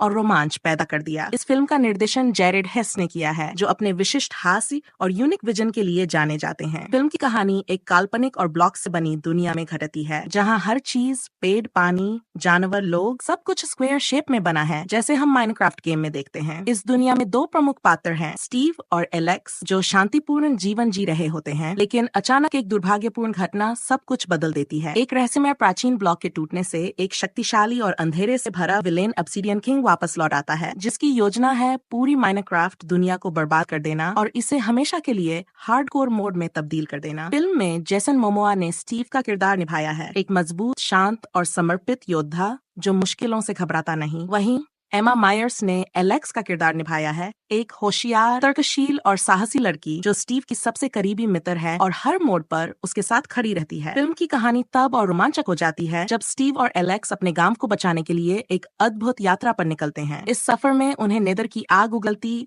दुनिया से होकर गुजरना पड़ता है, डार्क जंगल से लड़ना होता है, पुराने माइन शाफ्ट्स में गिरे हुए रहस्यों को ढूंढना होता है और एंड की उस रहस्यमयी दुनिया तक पहुंचना होता है जहां एंडर ड्रैगन की नींद टूट चुकी होती है। कहानी में बहुत सारे भावनात्मक और एक्शन से भरपूर पल हैं, जैसे स्टीव का खुद को बलिदान देने का फैसला, एलेक्स की मां से जुड़ी एक खोई हुई याद, ऑब्सिडियन किंग के अतीत की झलकियां और एक ऐसा मंदिर जहां माइनक्राफ्ट की उत्पत्ति से जुड़े रहस्य छुपे हैं। इस फिल्म की सबसे बड़ी खासियत इसका विजुअल प्रेजेंटेशन है। Industry industrial light and magic द्वारा तैयार किए गए विजुअल इफेक्ट्स इतने सुंदर और जीवंत हैं कि दर्शक खुद को माइनक्राफ्ट की दुनिया में उपस्थित महसूस करते हैं। चाहे वो रेडस्टोन सर्किट्स हो, एंडर पर्ल्स का टेलीपोर्टेशन इफेक्ट या फिर क्रीपर का धमाका, हर चीज को गेम की भावना के साथ बेहद रचनात्मक तरीके से प्रस्तुत किया गया है। एलेक्स और स्टीव जब एलिट्रा पहनकर आसमान में उड़ते हैं तो वो दृश्य किसी सुपर हीरो फिल्म से कम नहीं लगता। इसके अलावा फिल्म में मोजांग के फाउंडर मार्क्स पर्सन का एक विशेष कैमियो भी है, जहां वे एक रहस्यमयी लाइब्रेरियन एनपीसी के रूप में स्टीव को प्राचीन बिल्डर्स स्क्रॉल्स सौंपते हैं। ये दृश्य माइनक्राफ्ट के फैंस के लिए एक ट्रीट जैसा है। फिल्म का संगीत भी बेहद प्रभावशाली है। मशहूर म्यूजिक डायरेक्टर लॉर्न बाल्फ ने इस फिल्म का बैकग्राउंड स्कोर तैयार किया है, जो हर इमोशनल और एक्शन सीन में जान डाल देता है। इमेजिन ड्रैगन्स का sound track build it up film का मुख्य थीम सॉन्ग है, जो न केवल प्रेरणादायक है बल्कि कहानी की भावना को खूबसूरती से दर्शाता है। एलेक्स की सोलो फाइटिंग सीक्वेंस के दौरान बैकग्राउंड में चल रहा धीमा म्यूजिक दर्शकों के रोंगटे खड़े कर देता है। फिल्म की सिनेमेटोग्राफी और कलर टोन को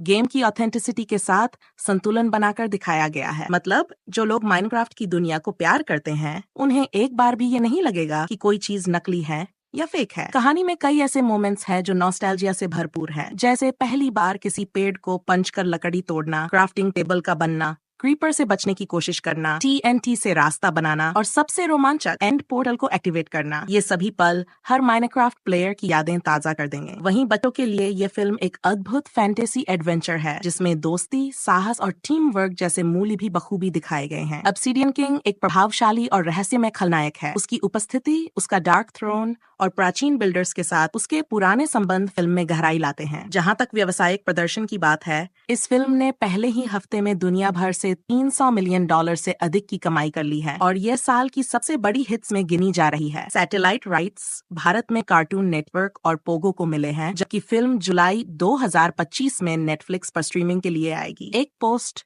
क्रेडिट सीन में एलेक्स की वापसी की झलक मिलती है, जिससे फैंस में उत्साह की लहर दौड़ गई है। साथ ही एंड पोर्टल के पीछे दिखने वाली रहस्यमय हेरोब्राइन आंखें ने हजारों थ्योरीज को जन्म दिया है। माइनक्राफ्ट कम्युनिटी रेडिट और यूट्यूब पर इस फिल्म की चर्चा से भरी हुई है। फैंस मान रहे हैं कि ये सिर्फ एक शुरुआत है। मोजांग और वार्नर ब्रदर्स पहले ही एक sequel Minecraft the Nether War की घोषणा कर चुके हैं, जिसमें ऑब्सिडियन किंग की आत्मा नेदर में फिर से जाग उठेगी। संक्षेप में कहा जाए तो माइनक्राफ्ट ब्लॉक की दुनिया सिर्फ एक फिल्म नहीं बल्कि एक अनुभव है, जो स्क्रीन पर आते ही आपको उस जादुई इंटो की दुनिया में ले जाती है, जहां हर ब्लॉक में एक कहानी है और हर खिलाड़ी एक हीरो। गेम को न जानने वाले दर्शकों के लिए भी फिल्म एक स्वतंत्र और समझने योग्य कहानी देती है, जिसमें भावनाएं, हास्य, थ्रिल और गहराई है। जेसन मोमोआ और एमा मायर्स की जोड़ी, शानदार एनिमेशन, शानदार बैकग्राउंड म्यूजिक और गहराई से जुड़ी हुई कहानी ने इस फिल्म को गेम से मूवी बनने वाली दुनिया में एक नए स्तर पर पहुंचा दिया है। इसलिए अगर आप एक माइनक्राफ्ट प्रेमी हैं या एक मजेदार, दिलचस्प और साहसी फिल्म देखना चाहते हैं, तो माइनक्राफ्ट ब्लॉक की दुनिया आपके लिए एक परफेक्ट पिक है, जिसे आप दोबारा भी देखना चाहेंगे। तो दोस्तों, ये थी पूरी कहानी और डिटेल्स माइनक्राफ्ट मूवी 2025 की। अगर आपको ये वीडियो पसंद आया हो तो लाइक जरूर करें, कमेंट में बताएं कि आपको फिल्म का कौन सा पार्ट सबसे ज्यादा पसंद आया। चैनल को सब्सक्राइब करना ना भूलें, क्योंकि ऐसी ही मजेदार और इन्फॉर्मेटिव वीडियोस हम लाते रहते हैं। मिलते हैं अगली वीडियो में, तब तक के लिए खेलते रहो, हंसते रहो और देखते रहो सिनेमा जंगल। फिल्म की शुरुआत होती है 1980 के दशक के एक रहस्यमय समय में, जब एक कुशल खनिक और अन्वेषक स्टीव जैक ब्लैक एक प्राचीन खदान की गहराई में उतरता है। यह खदान सामान्य नहीं बल्कि जादुई शक्तियों से भरी होती है। वहाँ स्टीव को दो अद्वितीय और शक्तिशाली वस्तुएं मिलती हैं, अर्ब ऑफ डोमिनेंस और अर्थ क्रिस्टल। ये दोनों वस्तुएं सृजन और शक्ति की प्रतीक होती हैं, जिनके जरिए स्टीव एक जादुई द्वार खोल देता है और एक नई दुनिया ओवरवर्ल्ड में प्रवेश करता है। ओवरवर्ल्ड पूरी तरह से माइनक्राफ्ट की दुनिया जैसा है, विशाल पहाड़ों, गहरे जंगलों, रहस्यमय गुफाओं और असीम संसाधनों से भरा हुआ। इस दुनिया में वह अपने हाथों से हर चीज बनाता है, घर, किले, पुल, खदानें और एक सुंदर जीवन। परंतु जितनी खूबसूरत ये दुनिया है, उतना ही खतरनाक है। एक और आयाम, जिसे नेदर कहा जाता है, ये एक अंधेरी, भयावह और नफरत से भरी दुनिया है, जिसकी शासक होती है मालगोशा, एक प्राचीन और खतरनाक राक्षसी जो रचनात्मकता और आशा को नष्ट करना चाहती है। स्टीव एक दिन गलती से नेदर में चला जाता है और वहीं मालगोशा उसे बंदी बना लेती है, लेकिन वह जानता है कि अगर मालगोशा के हाथ हर्ब और क्रिस्टल लग गए तो वह ओवरवर्ल्ड और असली दुनिया दोनों को अंधकार में डुबो देगी। इसीलिए वह अपने पालतू कुत्ते डेनिस को आदेश देता है कि वे दोनों शक्तियाँ छिपा दी जाएं, ताकि भविष्य में कोई सच्चा नायक उन्हें ढूंढ सके। इसके बाद कहानी वर्तमान में आ जाती है, जहां हम मिलते हैं गैरेट गैरिसन, जेसन मोमोआ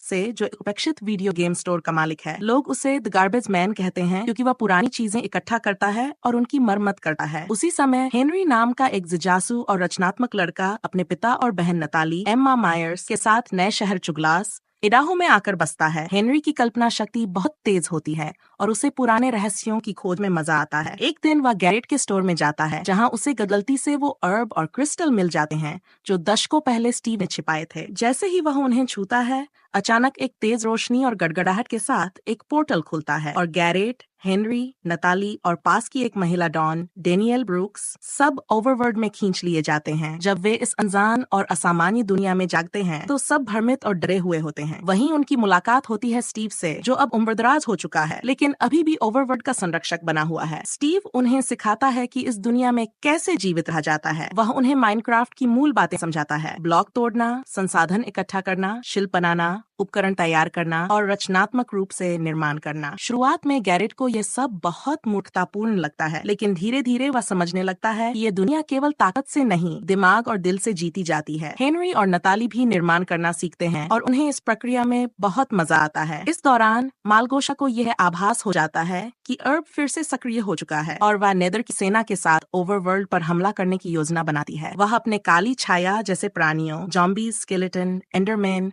और विसर जैसे भयानक जीवों की मदद से ओवरवर्ल्ड को नष्ट करना चाहती है। अब कहानी एक नायक की तरह बन जाती है। स्टीव, गैरेट, हेनरी, नताली और डॉन एक टीम बनाते हैं और ओवरवर्ल्ड की रक्षा के लिए तैयार होते हैं। वे मिलकर एक रणनीति बनाते हैं, मजबूत दीवारें बनाते हैं, जाल तैयार करते हैं और अस्त्र शस्त्र तैयार करते हैं। वे खतरनाक क्षेत्रों में जाते हैं, जैसे रेगिस्तान में मंदिर, समुद्र में डूबे हुए खंडहर और बर्फ से ढके हुए टावर, जहां उन्हें जादुई वस्तुएं और उपकरण मिलते हैं। इस दौरान वे एक दूसरे के करीब आते हैं, सच्ची दोस्ती और विश्वास का बंधन बनता है। गैरेट, जो खुद को बेकार समझता था, अब एक सच्चा योद्धा बनता है। हेनरी, जो हमेशा खुद को कमजोर समझता था, अब रचनात्मकता के जरिए टीम का नेतृत्व करता है। नताली अपनी बहादुरी और चतुराई से सबको चौंकाती है। डॉन, जो पहले सिर्फ जानवरों से प्यार करती थी, अब टीम की प्रेरणा बन जाती है। फिल्म का अंतिम भाग बेहद रोमांचकारी है। एक विशाल युद्ध छिड़ता है। मालगोशा और उसकी राक्षसी सेना बनाम स्टीव और उसकी नई टीम। लड़ाई में जादू, विस्फोट, तलवारबाजी और निर्माण की अद्भुत झलक देखने को मिलती है। हेनरी एक विशाल गोले जैसा हथियार बनाता है जो मल्टीपल ट्रैप्स से भरपूर होता है। नताली एक उड़ता हुआ टावर डिजाइन करती है और गैरेट एक विशाल क्राफ्टेड ड्रैगन जैसा यंत्र बनाता है जो आग उगलता है। स्टीव खुद मालगोशा से लड़ता है और अंत में सभी मिलकर उसकी शक्ति को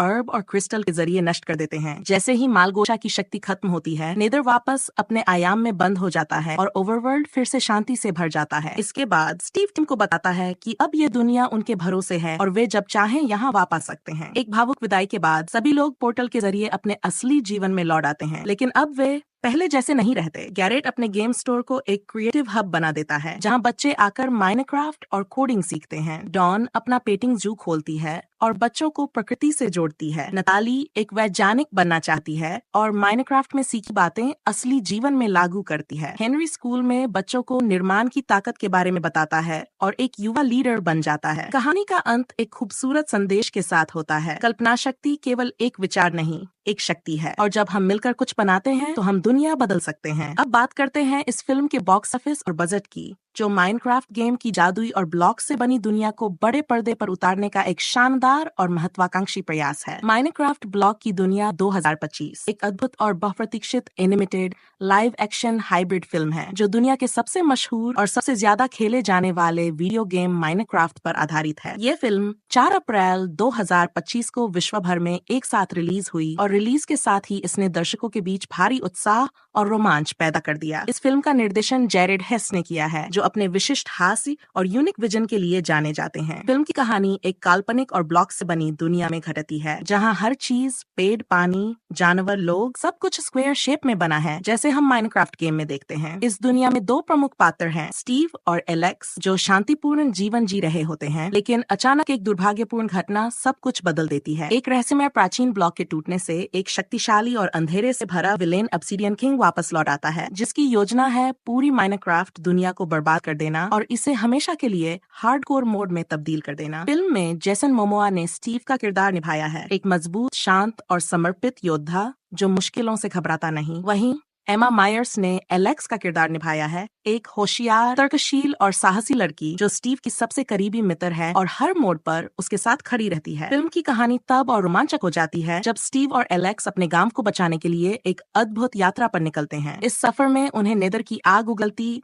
दुनिया से होकर गुजरना पड़ता है, डार्क जंगल से लड़ना होता है, पुराने माइन शाफ्ट्स में गिरे हुए रहस्यों को ढूंढना होता है और एंड की उस रहस्यमयी दुनिया तक पहुंचना होता है जहां एंडर ड्रैगन की नींद टूट चुकी होती है। कहानी में बहुत सारे भावनात्मक और एक्शन से भरपूर पल हैं, जैसे स्टीव का खुद को बलिदान देने का फैसला, एलेक्स की मां से जुड़ी एक खोई हुई याद, ऑब्सिडियन किंग के अतीत की झलकियां और एक ऐसा मंदिर जहां माइनक्राफ्ट की उत्पत्ति से जुड़े रहस्य छुपे हैं। इस फिल्म की सबसे बड़ी खासियत इसका विजुअल प्रेजेंटेशन है। इंडस्ट्रियल लाइट एंड मैजिक द्वारा तैयार किए गए विजुअल इफेक्ट्स इतने सुंदर और जीवंत हैं कि दर्शक खुद को माइनक्राफ्ट की दुनिया में उपस्थित महसूस करते हैं। चाहे वो रेडस्टोन सर्किट्स हों, एंडर पर्ल्स का टेलीपोर्टेशन इफेक्ट या फिर क्रीपर का धमाका, हर चीज को गेम की भावना के साथ बेहद रचनात्मक तरीके से प्रस्तुत किया गया है। एलेक्स और स्टीव जब एलिट्रा पहनकर आसमान में उड़ते हैं तो वो दृश्य किसी सुपर हीरो फिल्म से कम नहीं लगता। इसके अलावा फिल्म में मोजांग के फाउंडर मार्क्स पर्सन का एक विशेष कैमियो भी है, जहां वे एक रहस्यमयी लाइब्रेरियन एनपीसी के रूप में स्टीव को प्राचीन बिल्डर्स स्क्रॉल्स सौंपते हैं। ये दृश्य माइनक्राफ्ट के फैंस के लिए एक ट्रीट जैसा है। फिल्म का संगीत भी बेहद प्रभावशाली है। मशहूर म्यूजिक डायरेक्टर लॉर्न बाल्फ ने इस फिल्म का बैकग्राउंड स्कोर तैयार किया है, जो हर इमोशनल और एक्शन सीन में जान डाल देता है। इमेजिन ड्रैगन्स का sound track build it up film का मुख्य थीम सॉन्ग है, जो न केवल प्रेरणादायक है बल्कि कहानी की भावना को खूबसूरती से दर्शाता है। एलेक्स की सोलो फाइटिंग सीक्वेंस के दौरान बैकग्राउंड में चल रहा धीमा म्यूजिक दर्शकों के रोंगटे खड़े कर देता है। फिल्म की सिनेमेटोग्राफी और कलर टोन को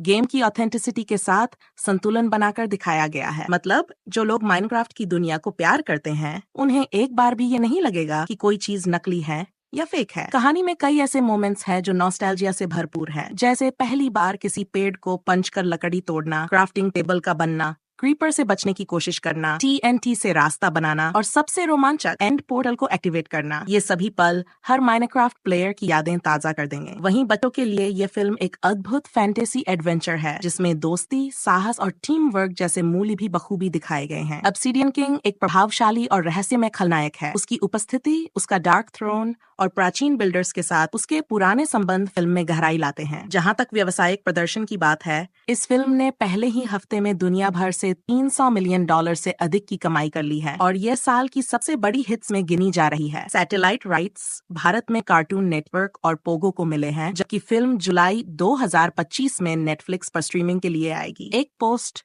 क्रेडिट सीन में एलेक्स की वापसी की झलक मिलती है, जिससे फैंस में उत्साह की लहर दौड़ गई है। साथ ही एंड पोर्टल के पीछे दिखने वाली रहस्यमय हेरोब्राइन आंखें ने हजारों थ्योरीज को जन्म दिया है। माइनक्राफ्ट कम्युनिटी रेडिट और यूट्यूब पर इस फिल्म की चर्चा से भरी हुई है। फैंस मान रहे हैं कि ये सिर्फ एक शुरुआत है। मोजांग और वार्नर ब्रदर्स पहले ही एक sequel Minecraft the Nether War की घोषणा कर चुके हैं, जिसमें ऑब्सिडियन किंग की आत्मा नेदर में फिर से जाग उठेगी। संक्षेप में कहा जाए तो माइनक्राफ्ट ब्लॉक की दुनिया सिर्फ एक फिल्म नहीं बल्कि एक अनुभव है, जो स्क्रीन पर आते ही आपको उस जादुई इंटो की दुनिया में ले जाती है, जहां हर ब्लॉक में एक कहानी है और हर खिलाड़ी एक हीरो। गेम को न जानने वाले दर्शकों के लिए भी फिल्म एक स्वतंत्र और समझने योग्य कहानी देती है, जिसमें भावनाएं, हास्य, थ्रिल और गहराई है। जेसन मोमोआ और एमा मायर्स की जोड़ी, शानदार एनिमेशन, शानदार बैकग्राउंड म्यूजिक और गहराई से जुड़ी हुई कहानी ने इस फिल्म को गेम से मूवी बनने वाली दुनिया में एक नए स्तर पर पहुंचा दिया है। इसलिए अगर आप एक माइनक्राफ्ट प्रेमी हैं या एक मजेदार, दिलचस्प और साहसी फिल्म देखना चाहते हैं, तो माइनक्राफ्ट ब्लॉक की दुनिया आपके लिए एक परफेक्ट पिक है, जिसे आप दोबारा भी देखना चाहेंगे। तो दोस्तों, ये थी पूरी कहानी और डिटेल्स माइनक्राफ्ट मूवी 2025 की। अगर आपको ये वीडियो पसंद आया हो तो लाइक जरूर करें, कमेंट में बताएं कि आपको फिल्म का कौन सा पार्ट सबसे ज्यादा पसंद आया। चैनल को सब्सक्राइब करना ना भूलें, क्योंकि ऐसी ही मजेदार और इन्फॉर्मेटिव वीडियोस हम लाते रहते हैं। मिलते हैं अगली वीडियो में, तब तक के लिए खेलते रहो, हंसते रहो और देखते रहो सिनेमा जंगल।